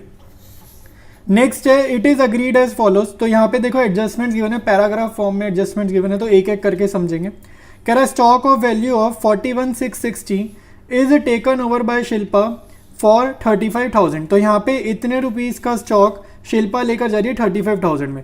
अब आप ध्यान से देखो, शिल्पा जो है स्टॉक को ना सस्ते में लेकर जा रही है, तो ये जो डिफरेंस का अमाउंट है ना, ये basically loss for the firm हो गया। लेकिन ये लॉस को कहीं रिकॉर्ड नहीं करते क्योंकि डिसोल्यूशन में फर्म बंद हो रही है, तो हमें प्रॉफिट लॉस इन सब चीज़ों का निकालने की ज़रूरत नहीं है, ठीक है। तो रिमेनिंग स्टॉक जो होगा ना, रिमेनिंग स्टॉक मतलब 56,760 माइनस 41,660, ये हो जाएगा रिमेनिंग स्टॉक। ये जो आपके पास बुक वैल्यू गिवन है स्टॉक की, इसमें से आप 41,660 को सब्ट्रैक्ट करना तो आपके पास रिमेनिंग स्टॉक आ जाएगा। और अगर कुछ नहीं लिखा आगे क्वेश्चन में तो वो हमारा बुक वैल्यू पे बेचा जाएगा, ठीक है। तो अभी देखते हैं, आगे पढ़ेंगे तो समझ आएगा। साथ साथ कह रहे शी अग्रीड टू पे बैंक लोन, तो बैंक लोन पे करना है तो इसके कोई नहीं, कैपिटल अकाउंट के थ्रू एडजस्ट करेंगे। फिर कह रहा था remaining stock was sold at 14,000, तो उसने बता दिया रिमेनिंग स्टॉक जो था, रिमेनिंग स्टॉक क्या था 56,760 माइनस 41,660, जो भी अमाउंट आएगा वो 14,000 में बेचा गया। तो हमारे लिए इंपॉर्टेंट फिगर ये 14,000 है, उसका डिफरेंस का फिगर इंपॉर्टेंट नहीं है, ठीक है, क्योंकि डिसोल्यूशन चल रहा है ना, तो इसमें फ़र्क नहीं पड़ता कि कितने की चीज़ कितने में बेची जा रही है, वो चीज़ का प्रॉफिट लॉस नहीं निकालते। फिर कह रहे हैं डेटर्स अमाउंटिंग टू 10,000 रियलाइज 8,000, तो यहाँ पर 8,000 जाएगा कि बैंक अकाउंट में कितना पैसा मिला, रियलाइज मतलब कितना पैसा मिला बेचने पर या डेटर से पैसा कलेक्ट करने पर कितना पैसा मिला। फिर कह रहा है लैंड इज सोल्ड फॉर 1,10,000, तो ये लैंड बेचने पर इतना मिला। The remaining debtors realise 50% at their book value. तो एक बार डेटर्स देखते हैं, तो डेटर्स मेरे पास यहाँ पर है 18,600 के, उसमें से 10,000 के हटा देता हूँ क्योंकि 10,000 की कहानी उसने पहले बता दी। तो 18,600 में से 10,000 के हटा दिए तो रिमेनिंग डेटर्स आपके पास आ जाएंगे 8,600 के, ठीक है, क्योंकि इसमें से 10,000 का ही तो 8,600 के हो गए रिमेनिंग डेटर्स। तो ये कह रहे हैं इनसे आधे पैसे ही मिल पाए, तो आधे पैसे मतलब कितने मिले इनसे, 4,300 इनसे हमारे को मिले, ठीक है, आधे पैसे मतलब 4,300 हमारे को इनसे मिले। तो बस यही मीनिंग था। फिर cost of realisation amounted to 1,200, ये सीधा टू बैंक या टू कैश कर देना। अब मेरी बात सुनो, हमें कैसे पता चलेगा कि रियलाइजेशन अकाउंट में मैं कैश अकाउंट यूज़ करूं या बैंक अकाउंट यूज़ करूं, ये कैसे पता चलेगा, ठीक है, या इसका हम एक तुक्का लगाएं तो क्या तुक्का लगाएं। तो आपको ये समझना है, बैलेंस शीट में अगर मेरे पास कैश बैलेंस है तो मैं रियलाइजेशन में कैश अकाउंट यूज़ करना पसंद करूंगा। अगर मेरे पास बैलेंस शीट में बैंक अकाउंट ओपन होता, मान लो यहाँ एसेट्स में कैश की जगह क्या होता है, कैश की जगह होता है बैंक, तो मैं अपने रियलाइजेशन में बैंक यूज़ करता हूँ, ठीक है। तो ऐसे आपको गेस करना है, गेस क्या मतलब ये एक तरीका हो गया कि जो जैसे क्वेश्चन यूज़ कर रहे हैं ना कैश को या बैंक को, वैसे ही आप भी यूज़ करो, ठीक है, क्वेश्चन के अकॉर्डिंग ही सॉल्व करो, अपने हिसाब से ना करो। फिर कह रहे हैं there was a typewriter not recorded in the books worth of 6,000 which were taken over by one of the creditors at this value, ठीक है। तो ये एक अनरिकॉर्डेड एसेट है, तो अनरिकॉर्डेड एसेट है तो कोई इशू नहीं है, ठीक है, कोई इशू नहीं है। हमें ये समझना होता है कि जब भी एक एसेट से एक लाइबिलिटीज़ को हम सेट करते हैं, ठीक है, मान लो किसी को पैसे देने हैं, पैसे की जगह मैंने उसको 6,000 रुपये की चीज़ पकड़ा दी, और चीज़ यहाँ पे क्या है, टाइपराइटर है, तो मैंने उसको 6,000 का टाइपराइटर पकड़ा दिया जिसको मेरे को 6,000 का कर्जा चुकाना था। यहाँ कर्जा किसको चुकाना है, क्रेडिटर को। तो इतने पोर्शन की एंट्री नहीं करते, नो एंट्री करते, जर्नल पढ़ रखा होगा आपने, इतने पोर्शन की एंट्री नहीं करते। तो हमारे पास टोटल क्रेडिटर्स कितने के भाई, हमारे पास 37 के, तो 37 में से 6 का हिसाब किताब कैसे हो गया, एसेट पकड़ा दी, तो बचे कितने, रिमेनिंग बचे 31,000 के, ठीक है, रिमेनिंग बचे 31,000 के, क्योंकि इतने 6,000 का कोई हिसाब किताब नहीं करना। तो 31,000 के बारे में कोई इन्फो नहीं है ना, तो इनको 31,000 रुपीज़ ही पे कर देंगे रिमेनिंग क्रेडिटर्स को। फिर बोल रहा है prepare realisation account, partners capital और कैश अकाउंट, ठीक है, साथ साथ कैश अकाउंट बनाना है। तो स्टार्ट करते हैं रियलाइजेशन अकाउंट से। मैंने क्वेश्चन पूरा डिस्कस कर दिया, कोई भी पॉइंट क्लियर नहीं है, एक बार ही पीछे जाकर फिर से देखो, अदरवाइज नहीं क्लियर है तो आप सोल्यूशन देखना स्टार्ट करो, आपको आंसर देखते देखते समझ में आ जाएगा जो भी आपका डाउट है। फिर भी नहीं आ रहा तो नीचे कमेंट्स में लिखो, ठीक है। स्टार्ट करते हैं सोल्यूशन को। देखो रियलाइजेशन अकाउंट मैंने स्टार्टिंग का पोर्शन बनाया है, क्या कॉपी करा है मैंने, जितनी एसेट्स मेरे को बैलेंस शीट में गिवन थी जस्ट वो कॉपी पेस्ट करी, अभी नया काम कुछ नहीं करा, एडजस्टमेंट्स नहीं करी, ठीक है, और जितनी लाइबिलिटीज थी बैलेंस शीट में वो कॉपी पेस्ट करी है, ठीक है, सिर्फ इतना करा है, क्वेश्चन से डेटा यहाँ पे कॉपी करा है। नेक्स्ट स्टेप क्या होता है, हमें ये लाइबिलिटीज पे ऑफ करनी है, तो मैं यहाँ पर लिख रहा हूँ टू कैश अकाउंट, ठीक है, मैं ये लाइबिलिटीज पे ऑफ करनी, मैंने यहाँ लिखा टू कैश अकाउंट। तो यहाँ पे मेरे पास है क्रेडिटर्स, ठीक है, क्रेडिटर्स है, और साथ साथ मेरे को कैश की फॉर्म में मैंने क्या पे करना है, रियलाइजेशन एक्सपेंसेस, ठीक है, साथ में कैश की फॉर्म में क्या पे करना है, रियलाइजेशन एक्सपेंसेस। तो हमारे पास रियलाइजेशन एक्सपेंसेस गिवन है 1,200 रुपीज़, तो वो हम यहाँ लिख देंगे 1,200। और क्रेडिटर्स देखो 37,000 के, इसमें से 6,000 के तो ये वो ले गए, क्या कहते हैं, टाइप राइटर ले गया ना, तो ये कितने के रह गए 31,000 के, तो इनको हमने 31,000 रुपीज़ दे दिए, तो 31 में 1 जोड़ा तो 32,200 रुपीज़ ये आ जाएगा, ठीक है। तो इतना काम हमने कर लिया। साथ साथ हमारे पास अब ये बैंक लोन बचा है, ठीक है, प्रोविजन का कोई हिसाब नहीं करना, प्रोविजन यहीं जाएगा, इसका यहाँ पे टू कैश वगैरह कुछ नहीं होता क्योंकि ये ऑलरेडी प्रोविजन है, ठीक है, ये कोई लाइबिलिटी रियल लाइबिलिटी नहीं है। अब क्या है बैंक लोन, बैंक लोन का क्या हिसाब गिवन है, यहाँ पे बैंक लोन पे कर रहा है शिल्पा, ठीक है, शिल्पा पे करेगी, तो यहाँ पे मैं टू कैश लिखता, अगर मैं खुद पे करता मैं क्या लिखता, टू कैश, लेकिन मैं पे नहीं कर रहा ना, तो शिल्पा पे करे तो मैं शिल्पा को उतने पैसे पकड़ा दूंगा, तो टू शिल्पास कैपिटल अकाउंट, और ब्रैकेट में लिखेंगे बैंक लोन, ठीक है, बैंक लोन कितने का है भाई 20,000 का, तो यहाँ पर आप लिख दोगे 20,000 रुपीज़। तो ये सारी लाइबिलिटीज़ पे ऑफ कर दी, ठीक है, यहाँ पे पे ऑफ कर दी, हिसाब पूरा। अब ये एसेट्स का देखते हैं कि कितना पैसा इसके अगेंस्ट मिला। तो यहाँ पर मैं लिखूंगा बाय कैश अकाउंट। तो बाय कैश के बाद मैं यहाँ लिख रहा हूँ एसेट्स के नाम, स्टॉक, डेटर्स, लैंड, ठीक है, ये 3 एसेट्स हैं। ऑर्डर इंपॉर्टेंट नहीं है, आप कैसे भी लिखो, डेटर्स ऊपर लिखो, स्टॉक ऊपर लिखो, उससे फर्क नहीं पड़ता, ठीक है, ऑर्डर इंपॉर्टेंट नहीं है। तो स्टॉक, डेटर्स, लैंड। तो स्टॉक का हिसाब किताब क्या है भाई, स्टॉक का थोड़ा सा अलग हिसाब किताब है। एक तो स्टॉक ना 2 पार्ट्स में गया है, एक तो बेचा गया, बेचकर कितने पैसे मिले हैं वो लिखेंगे यहाँ पर, ठीक है। और एक स्टॉक का हिसाब ये है कि पार्टनर लेकर गया, ठीक है, शिल्पा लेकर गई है स्टॉक, ठीक है। तो स्टॉक का एक बार हम वाइट शीट पे पूरा हिसाब समझते हैं। स्टॉक का देखो 2 पार्ट्स में क्या है कि कुछ पोर्शन स्टॉक का बेचा गया है, कुछ पोर्शन स्टॉक का शिल्पा लेकर गई है। तो जो पोर्शन स्टॉक का शिल्पा लेकर गई है वो कितने में लेकर गई है, वो लेकर गई है 35,000 में, ठीक है, तो वो हमने यहाँ लिखा। तो ये कैपिटल अकाउंट वाली एडजस्टमेंट हो गई। और बाकी स्टॉक हमने बेचा है वो कितने में बेचा है, 14,000 में बेचा है, ठीक है। तो ये तो स्टॉक का हिसाब हो गया जो हमारा पैसा रिसीव होगा, ठीक है, कैश की फॉर्म वाला स्टॉक ये हो जाएगा 14,000 वाला। ऐसे ही ना डेटर्स का भी पोर्शन डिवाइड हुआ है। तो डेटर्स देखो अपने पास टोटल कितने के हैं, 18,600 के हैं। और डेटर्स में क्या है, उसने बोला 10,000 के डेटर्स कितने में बेचे गए हैं, 10,000 के डेटर्स बेचे गए हैं 8,000 में, ठीक है। तो 10,000 के डेटर्स बेचे गए हैं 8,000 में। तो ये अपने पास कैश कितना है 8,000, तो फिगर ये वाली इंपॉर्टेंट है। अब 18,600 में से 10,000 का बताया तो रिमेनिंग कितने, तो रिमेनिंग रह गए मेरे पास 8,600 के। तो उसने बोला ये जो 8,000 के 600 के रह गए, 8,600 के रह गए, इनसे आधे पैसे मिले हैं। तो आधे मिले मतलब 4,300 मिले, 8,600 का हाफ करा। तो टोटल कैश मेरे पास कितना रिसीव हुआ, इन दोनों को मैं प्लस कर दूंगा तो 12,300 मेरे पास टोटल कैश रिसीव हुआ, ठीक है। तो डेटर्स का भी समझ लिया हिसाब और हमने स्टॉक का भी यहाँ पे समझ लिया। अब जरा रियलाइजेशन में इनका काम पूरा करते हैं, ठीक है। तो स्टॉक पर आप यहाँ पर लिखो भाई कितना पैसा कैश की फॉर्म में आया 14,000, डेटर से कितना आया 12,300 और रिमेनिंग स्टॉक मेरे को शिल्पा से रिकवर करना है तो बाय शिल्पास कैपिटल अकाउंट, ठीक है। ये रिमेनिंग स्टॉक मैं इससे रिकवर करने वाला हूँ। तो यहाँ पर कितना फिगर जाएगा 35,000, क्योंकि ये 35,000 में स्टॉक लेकर जा रही है, ठीक है। लैंड के बारे में देखते हैं भाई, लैंड कितना लिखा है 1,10,000 रुपये, ठीक है। लैंड के लिए लिखा है 1,10,000 रुपये, तो वो भी लिख लिया। तो लैंड, स्टॉक, डेटर्स 3 थे, यहाँ पे तीनों कर दिए। लैंड, डेटर्स ये रहा, स्टॉक को 2 पोर्शंस में डिवाइड किए, वो भी हमने यहाँ पर कर दिया, ठीक है। तो इन तीनों को ऐड करेंगे, ये आ रहा है मेरा 1,36,300 रुपीज़, ठीक है। तो रियलाइजेशन अपना डन है। अब जस्ट हमने क्या करना है, टोटलिंग वगैरह करनी है, ठीक है। टोटलिंग कर लेते हैं और देखते हैं डेबिट साइड बड़ी है या क्रेडिट साइड बड़ी है। तो यहाँ पे मेरा क्रेडिट साइड का टोटल मेरे को ज़्यादा दिख रहा है, क्योंकि यहाँ देखो लाख रुपए की एक टर्म है, 1 लाख समथिंग, और ये छोटी टर्म्स लग रही है कंपैरेटिवली। तो क्रेडिट साइड का टोटल पहले करेंगे। तो क्रेडिट साइड का टोटल करने पे देखते हैं हमारा क्या आ रहा है। तो ये हमारा आ रहा है 2,29,500, ठीक है। तो ये क्रेडिट साइड का टोटल है और क्रेडिट साइड का टोटल बड़ी साइड है तो कॉपी किया दूसरी साइड, ठीक है। तो इस टोटल में से सब्ट्रैक्ट करेंगे ये सारी आइटम्स जितनी भी है, तो हमारे पास बैलेंसिंग फिगर क्या आएगी, गेन की। तो यहाँ लिखेंगे to gain transfer to partners capital account. तो 3 पार्टनर्स हैं एसएमएन, इनके कैपिटल अकाउंट में ये जाएगा प्रॉफिट, और कौन सी रेशियो में जाएगा, पीएसआर में। पीएसआर क्या है 3:1, तो ये हमारे पास पीएसआर गिवन है। और प्रॉफिट देख लेते हैं भाई, प्रॉफिट आ रहा है हमारा 20,940 रुपीज़, ठीक है, 20,940। इसको 3:1 में बांट लेते हैं, सिंपल डिवीजन है, तो बांट देते हैं 10,470, 6,980 और 3,490। तो ये कंप्लीट रियलाइजेशन अकाउंट आपके सामने। अब प्रिपेयर करेंगे पार्टनर का कैपिटल अकाउंट।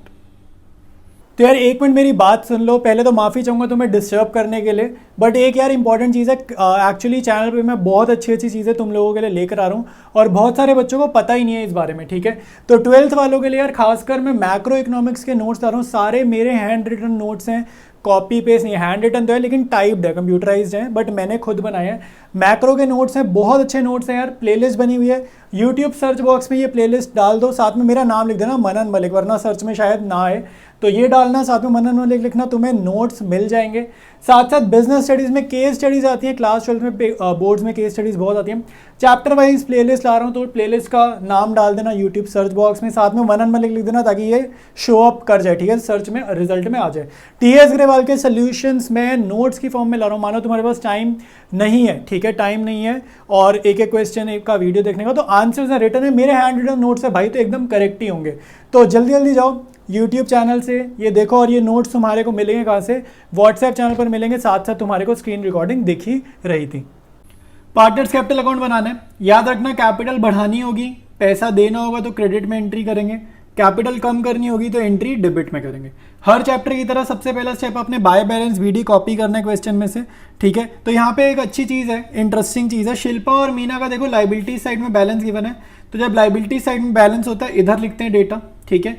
और ये जो पार्टनर नंदा है इसका आपको कैपिटल गिवन है एसेट्स में, तो अगर एसेट्स में गिवन है तो आपने यहाँ पे लिखना है टू बैलेंस बीडी, और एसेट्स में से आपने इसकी कैपिटल लिखनी है 23,000 रुपीज़। बस ये एक डिफरेंट चीज़ थी जो हो सकता है आपको खुद से पहले नहीं आती होगी, ठीक है। और अगर आती है तो बहुत बढ़िया, वैसे आना इज़ वेरी गुड, ठीक है। नहीं आता तो मैंने यहाँ पे बता दिया। अब देखो हमने रियलाइजेशन में प्रॉफिट अर्न किया तो वो प्रॉफिट बांट देते हैं, तो बाय रियलाइजेशन अकाउंट, ये रियलाइजेशन का प्रॉफिट है, तो जो अभी अभी हमने प्रॉफिट अर्न किया था वो यहाँ ट्रांसफ़र करेंगे। तो 10,470, 6,980 और 3,490, ये 8 है अपना, ठीक है, 6,980, तो ये रियलाइजेशन का प्रॉफिट है। क्वेश्चन में मेरे पास लाइबिलिटीज़ में जनरल रिजर्व है, उसको भी बांट दो, ओल्ड रेशो में बटेगा 3:1 में, ठीक है। जनरल रिजर्व है अपना 12,000 का, तो 12,000 का है तो ये आ जाएगा 6,000, 4,000 और 2,000, ठीक है। तो ये हमारा चला जाएगा। अब आपको देखना है भाई, एक पार्टनर हमारा स्टॉक लेकर जा रहा है, तो जो पार्टनर स्टॉक लेकर जा रहा है, स्टॉक कौन लेकर जा रहा है? शिल्पा लेकर जा रही है, ठीक है। तो यहाँ पर लिखो टू रियलाइजेशन अकाउंट, और ब्रैकेट में मैं लिख रहा हूँ स्टॉक ताकि हमें याद रहे, ठीक है। तो शिल्पा लेकर जा रही है स्टॉक 35K में, ठीक है। तो 35,000 रुपीज़, 35K मतलब 35,000 रुपीज़ शिल्पा के अकाउंट से कम करने हैं, कम करेंगे तो डेबिट में एंट्री करेंगे, क्योंकि ये स्टॉक ले जा रही है ना, तो फर्म फ्री में स्टॉक थोड़ी देगी, इससे पैसे मांगेंगे, तो इसका कैपिटल अकाउंट हम लोग रिड्यूस करने वाले हैं। अच्छा, और क्या गिवन है भाई? एक पार्टनर हमारा बैंक लोन पे ऑफ कर रहा है, कौन पे ऑफ कर रही है? यही सेम पार्टनर पे ऑफ कर रही है, तो यहाँ लिख देंगे बाय, ठीक है, यहाँ पे लिखेंगे बाय रियलाइजेशन अकाउंट, और ब्रैकेट में लिख देना बैंक लोन। बैंक लोन का फिगर क्या गिवन है भाई क्वेश्चन में?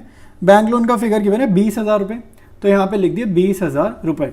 अब बैंक लोन पे ऑफ कर रही है ना, तो ये अपनी जेब से नहीं भरेगी, फर्म इसको पैसे पकड़ा देगी। तो पैसे कैसे पकड़ाएगी? इसकी कैपिटल अकाउंट बढ़ाकर पकड़ा देंगे हम लोग, ठीक है। तो ये चीज़ें हो गई हमारे पास रियलाइजेशन अकाउंट में।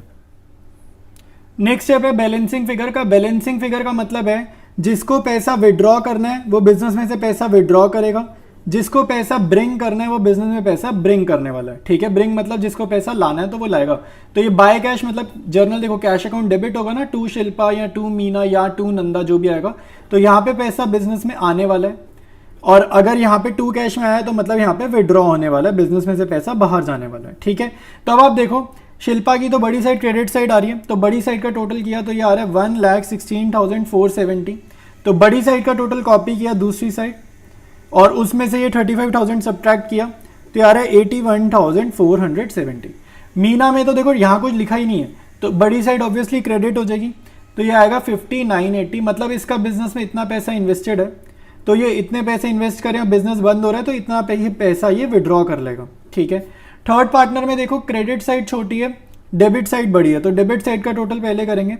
डेबिट साइड का टोटल कॉपी किया क्रेडिट साइड में, और उसमें से ये दोनों आइटम्स को मैंने सब्ट्रैक्ट किया, तो ये आ जाएगा 17,510, मतलब इसको फर्म में इतना पैसा इन्वेस्ट करना है, ठीक है। अच्छा, आपको शायद ये दिखा नहीं है तो मैं एक बार ही जूम आउट कर देता हूँ ताकि आपको पूरा कैपिटल अकाउंट दिख जाए। तो अब आपको पूरा कैपिटल अकाउंट दिख जाएगा। मेरे से बाय चांस रह गया, मेरे को लगा आ गया पूरा कैपिटल अकाउंट।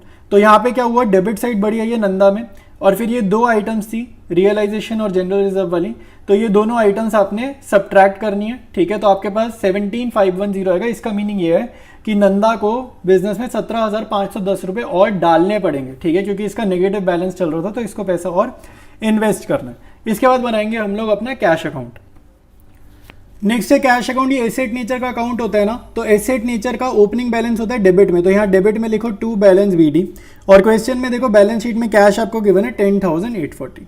कैश अकाउंट बनाने का सिंपल तरीका है, पैसे का इनफ्लो लिखना डेबिट में, जब भी पैसा आएगा डेबिट साइड पे, जब भी पैसा पे आउट होगा क्रेडिट साइड में, ठीक है, आउटफ्लो जाएगा क्रेडिट में। तो पैसा आएगा कैसे, एसेट्स बेचने पर, ठीक है। तो यहाँ लिखा टू रियलाइजेशन अकाउंट, और ब्रैकेट में लिख दिया एसेट्स रियलाइज, ठीक है, एसेट्स बेचने पर पैसा आएगा, तो यहाँ लिख दिया एसेट्स रियलाइज।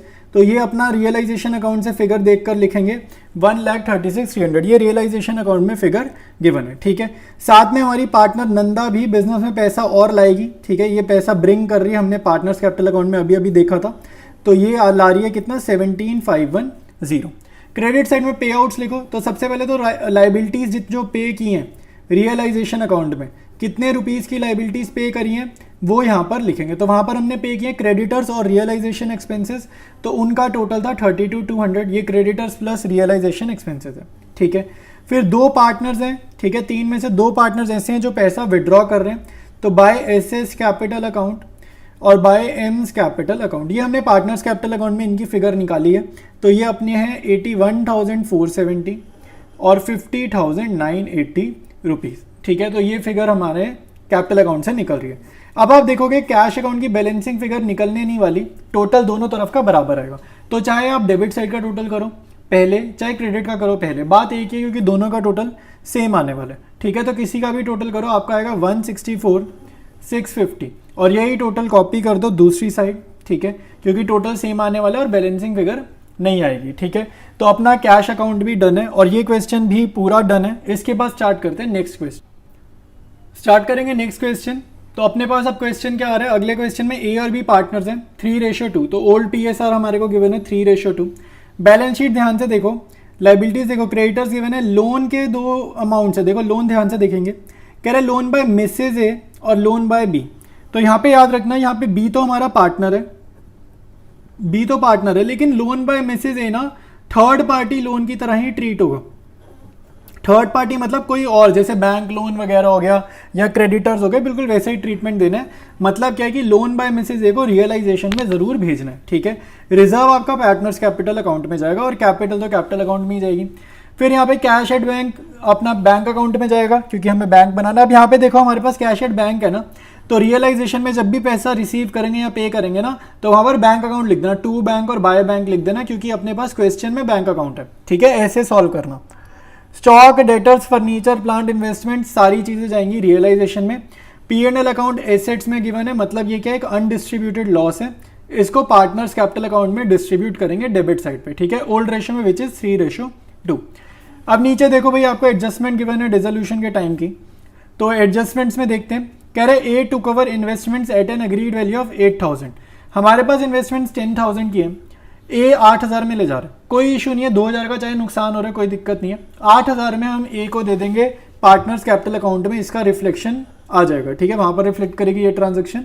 फिर कह रहा है he also agreed to settle loan by Mrs A, तो लोन का हिसाब किताब भी हमने क्या किया, हमने लोन ना डायरेक्टली मिसेज ए को पे नहीं करा क्योंकि इसकी वाइफ है, तो हमने इसको डायरेक्टली पे नहीं किया, हमने ना ए की कैपिटल लोन के अमाउंट से हम बढ़ा देंगे, ठीक है, 10,000 रुपये ए की कैपिटल अकाउंट में डाल देंगे और उसके बाद वो घर जाके अपनी वाइफ को अपने हिसाब से पैसे दे देगा, ठीक है, तो इसका मीनिंग ये हो जाएगा।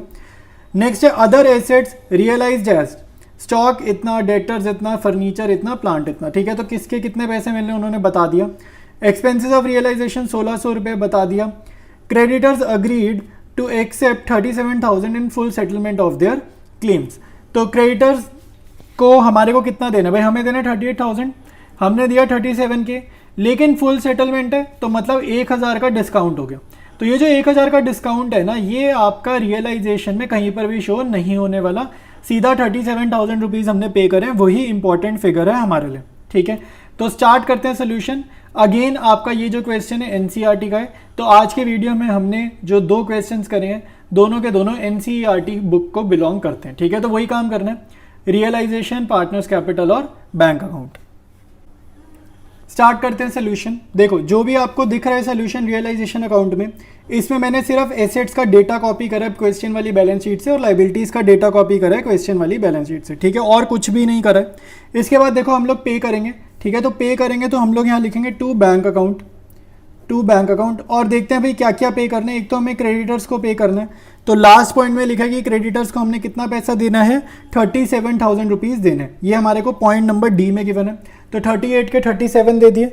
साथ साथ हमारे पास रियलाइजेशन एक्सपेंसेस गिवन है, ठीक है, तो रियलाइजेशन एक्सपेंसेस गिवन है 1,600 के। तो ये 2 चीज़ें हमने करी हैं खर्चे की फॉर्म में, पे की फॉर्म में, तो पे ऑफ कितने का हो गया, 38,600 का पे ऑफ हो गया। अब ये लोन को हमने पे तो नहीं करा, लेकिन इसके हस्बैंड को, ये मिसेज है, तो इसके हस्बैंड को हमने पैसे दे दिए उतने। तो अगर पे करते तो टू कैश या टू बैंक लिखते, लेकिन हमने टू बैंक की जगह एज कैपिटल अकाउंट लिख रहे हैं।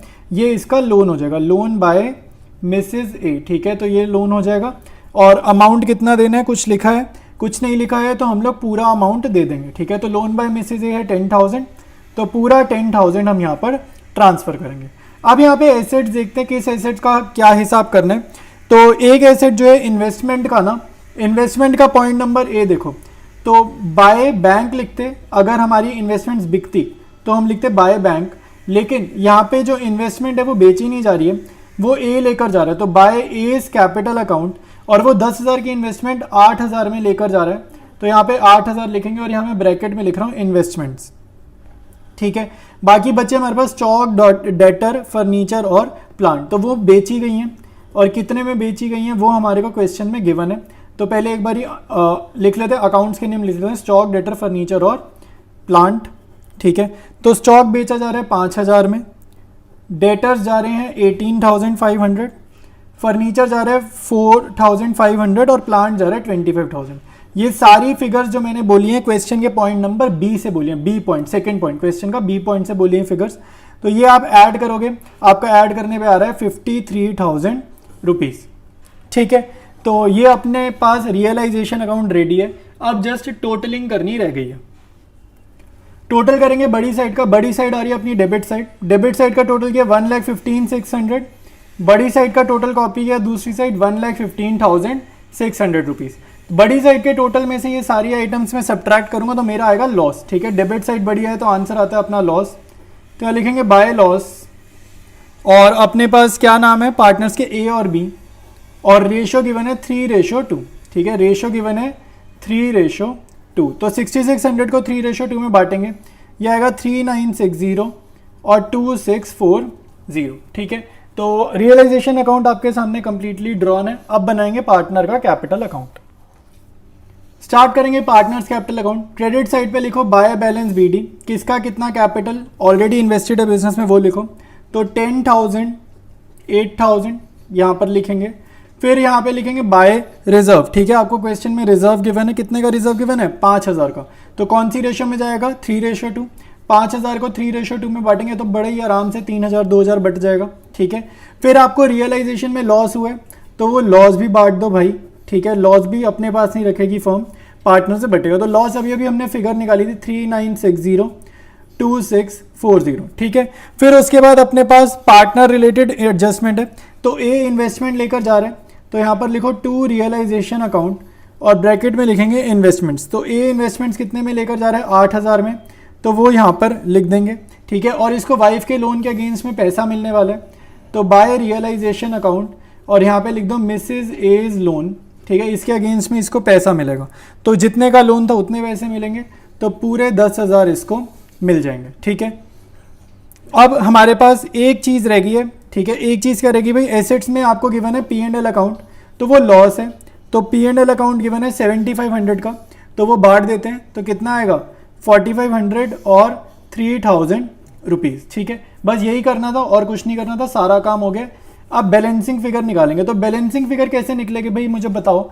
डिसोल्यूशन चैप्टर कर रहे हैं तो जिसका भी बैलेंसिंग फिगर आएगा या तो वो पैसा ले जाएगा, ठीक है, टू बैंक कर देंगे, ठीक है, या फिर वो पैसा ब्रिंग करेगा। अगर टू बैंक करेंगे मतलब वो पैसा विड्रॉ कर रहा है, क्योंकि उसके पास बिजनेस में पैसे ज़्यादा इन्वेस्टेड है तो वो पैसा विड्रॉ करेगा, ठीक है। लेकिन अगर उसका पैसा नेगेटिव में है तो उसको पैसा ब्रिंग करना पड़ेगा, ठीक है।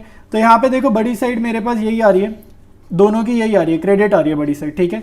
तो एक ही क्रेडिट साइड क्या आ रही है 23,000, तो बड़ी साइड का टोटल लिखा इधर 23 डेबिट में, और बैलेंसिंग फिगर अपनी आ जाएगी 6,540। इधर बी का टोटल आ रहा है 10,000, यही टोटल लिखा इधर भी 10,000, और इसमें से माइनस किए दोनों आइटम्स 4,360, ठीक है। तो अपना पार्टनर्स कैपिटल अकाउंट डन है। इसके बाद बनाएंगे बैंक अकाउंट। नेक्स्ट देखो भाई बैंक अकाउंट है। बैंक अकाउंट में याद रखना डेबिट साइड पे अमाउंट तब आती है अगर पैसा आ रहा हो, बिजनेस में इनफ्लो हो रहा हो। क्रेडिट पे अमाउंट तब आती है जब पैसे का आउटफ्लो हो रहा हो, यानी कि पेमेंट हो रही हो, हम पैसे पे कर रहे हैं। तो एसेट नेचर का अकाउंट है तो ओपनिंग बैलेंस आएगा डेबिट साइड, तो टू बैलेंस बीडी लिखेंगे। क्वेश्चन में देखो कैश एट बैंक गिवन है 11,500। अच्छा पैसा कैसे आया बिजनेस में, रियलाइजेशन अकाउंट में आया है, एसेट्स बेची है ना हमने, एसेट्स रियलाइज कराई हैं, तो उसकी वजह से पैसा आया। कितना पैसा आया है? 53,000 बिजनेस में पैसा आया, तो यहाँ डेबिट में लिखो। बट हमने लाइबिलिटीज़ भी पे ऑफ करी हैं, तो यहाँ लिखो बाय रियलाइजेशन अकाउंट और लाइबिलिटीज़ पेड। ठीक है, तो लाइबिलिटीज़ पे करिए और एक्सपेंसेस ऑन रियलाइजेशन भी पे करें। ठीक है, तो बहुत सारे खर्चे पे करें, तो ये आ रहा है 38,600। ये बेसिकली क्रेडिटर्स और एक्सपेंसेस से उनका टोटल लिखा है मैंने यहाँ पे। फिर दोनों पार्टनर्स बिजनेस में से पैसा विड्रॉ कर रहे हैं, तो पार्टनर ए और पार्टनर बी इनके कैपिटल अकाउंट यहाँ पर मेंशन करने पड़ेंगे, क्योंकि ये दोनों पैसा बिजनेस में से विड्रॉ कर रहे हैं। बेसिकली दोनों पार्टनर्स पैसे लेकर घर जा रहे हैं। तो 6540 पार्टनर्स कैपिटल अकाउंट की बैलेंसिंग फिगर है, ये पार्टनर्स कैपिटल अकाउंट से उठाई है दोनों फिगर्स। ठीक है, अब आपकी एक फिगर मिसिंग हो रखी है, और वो फिगर अगर आप खुद से सोच सकते हो तो बहुत बढ़िया। ठीक है, क्योंकि उसके बाद जब आप टोटल करोगे आपका आंसर दोनों साइड से मैच होगा। क्योंकि अगर अभी मैं टोटल कर रहा हूँ तो मेरा डेबिट का टोटल आ रहा है 64,500, जो कि मेरा बुक से मैच हो रहा है। तो बुक से मैच हो रहा है तो हमें एक तो क्वेश्चन करते करते एक बात पता चल गई कि बैंक अकाउंट का ना टोटल दोनों जगह का सेम आएगा, बैलेंसिंग फिगर नहीं आएगी। और बैलेंसिंग फिगर ना आने का लॉजिक भी ये बिल्कुल सही है कि फर्म बंद हो रही है, तो फर्म में पैसे छोड़ेंगे किसके लिए? फर्म बंद हो रही है तो सारे पैसे विड्रॉ कर लो। ठीक है, तो बैलेंसिंग फिगर नहीं आने वाली। तो यहाँ पे आपको एक चीज़ क्वेश्चन में गिवन है, लोन बाय बी। ठीक है, तो अगर फर्म बंद हो रही है तो उसको भी तो पैसे देंगे ना यार, लोन भी तो चुकाएंगे ना। तो बी का लोन पे ऑफ करेंगे 15,000 रुपये का, तो वो यहाँ पर लिखेंगे। ठीक है, फर्म बंद हो रही है, उसका लोन चुका कर ही फर्म बंद करेंगे, ऐसे पहले थोड़ी बंद करेंगे। ठीक है, तो ये चीज़ रह गई थी। तो अपना सारा काम हो गया, बैंक अकाउंट भी बन गया, तो क्वेश्चन अपना डन है। तो आज की क्लास में यार हमने 2 क्वेश्चंस करे, दोनों एनसीईआरटी के थे। ठीक है, तो वीडियो अच्छा लगा है तो वीडियो लाइक करना, और चैनल को यार अपने फ्रेंड्स के साथ शेयर करना है, और अगर आपने अभी तक सब्सक्राइब नहीं करा है तो चैनल को सब्सक्राइब करना। बाकी कंटिन्यू करेंगे इसी चैप्टर को नेक्स्ट वीडियो में।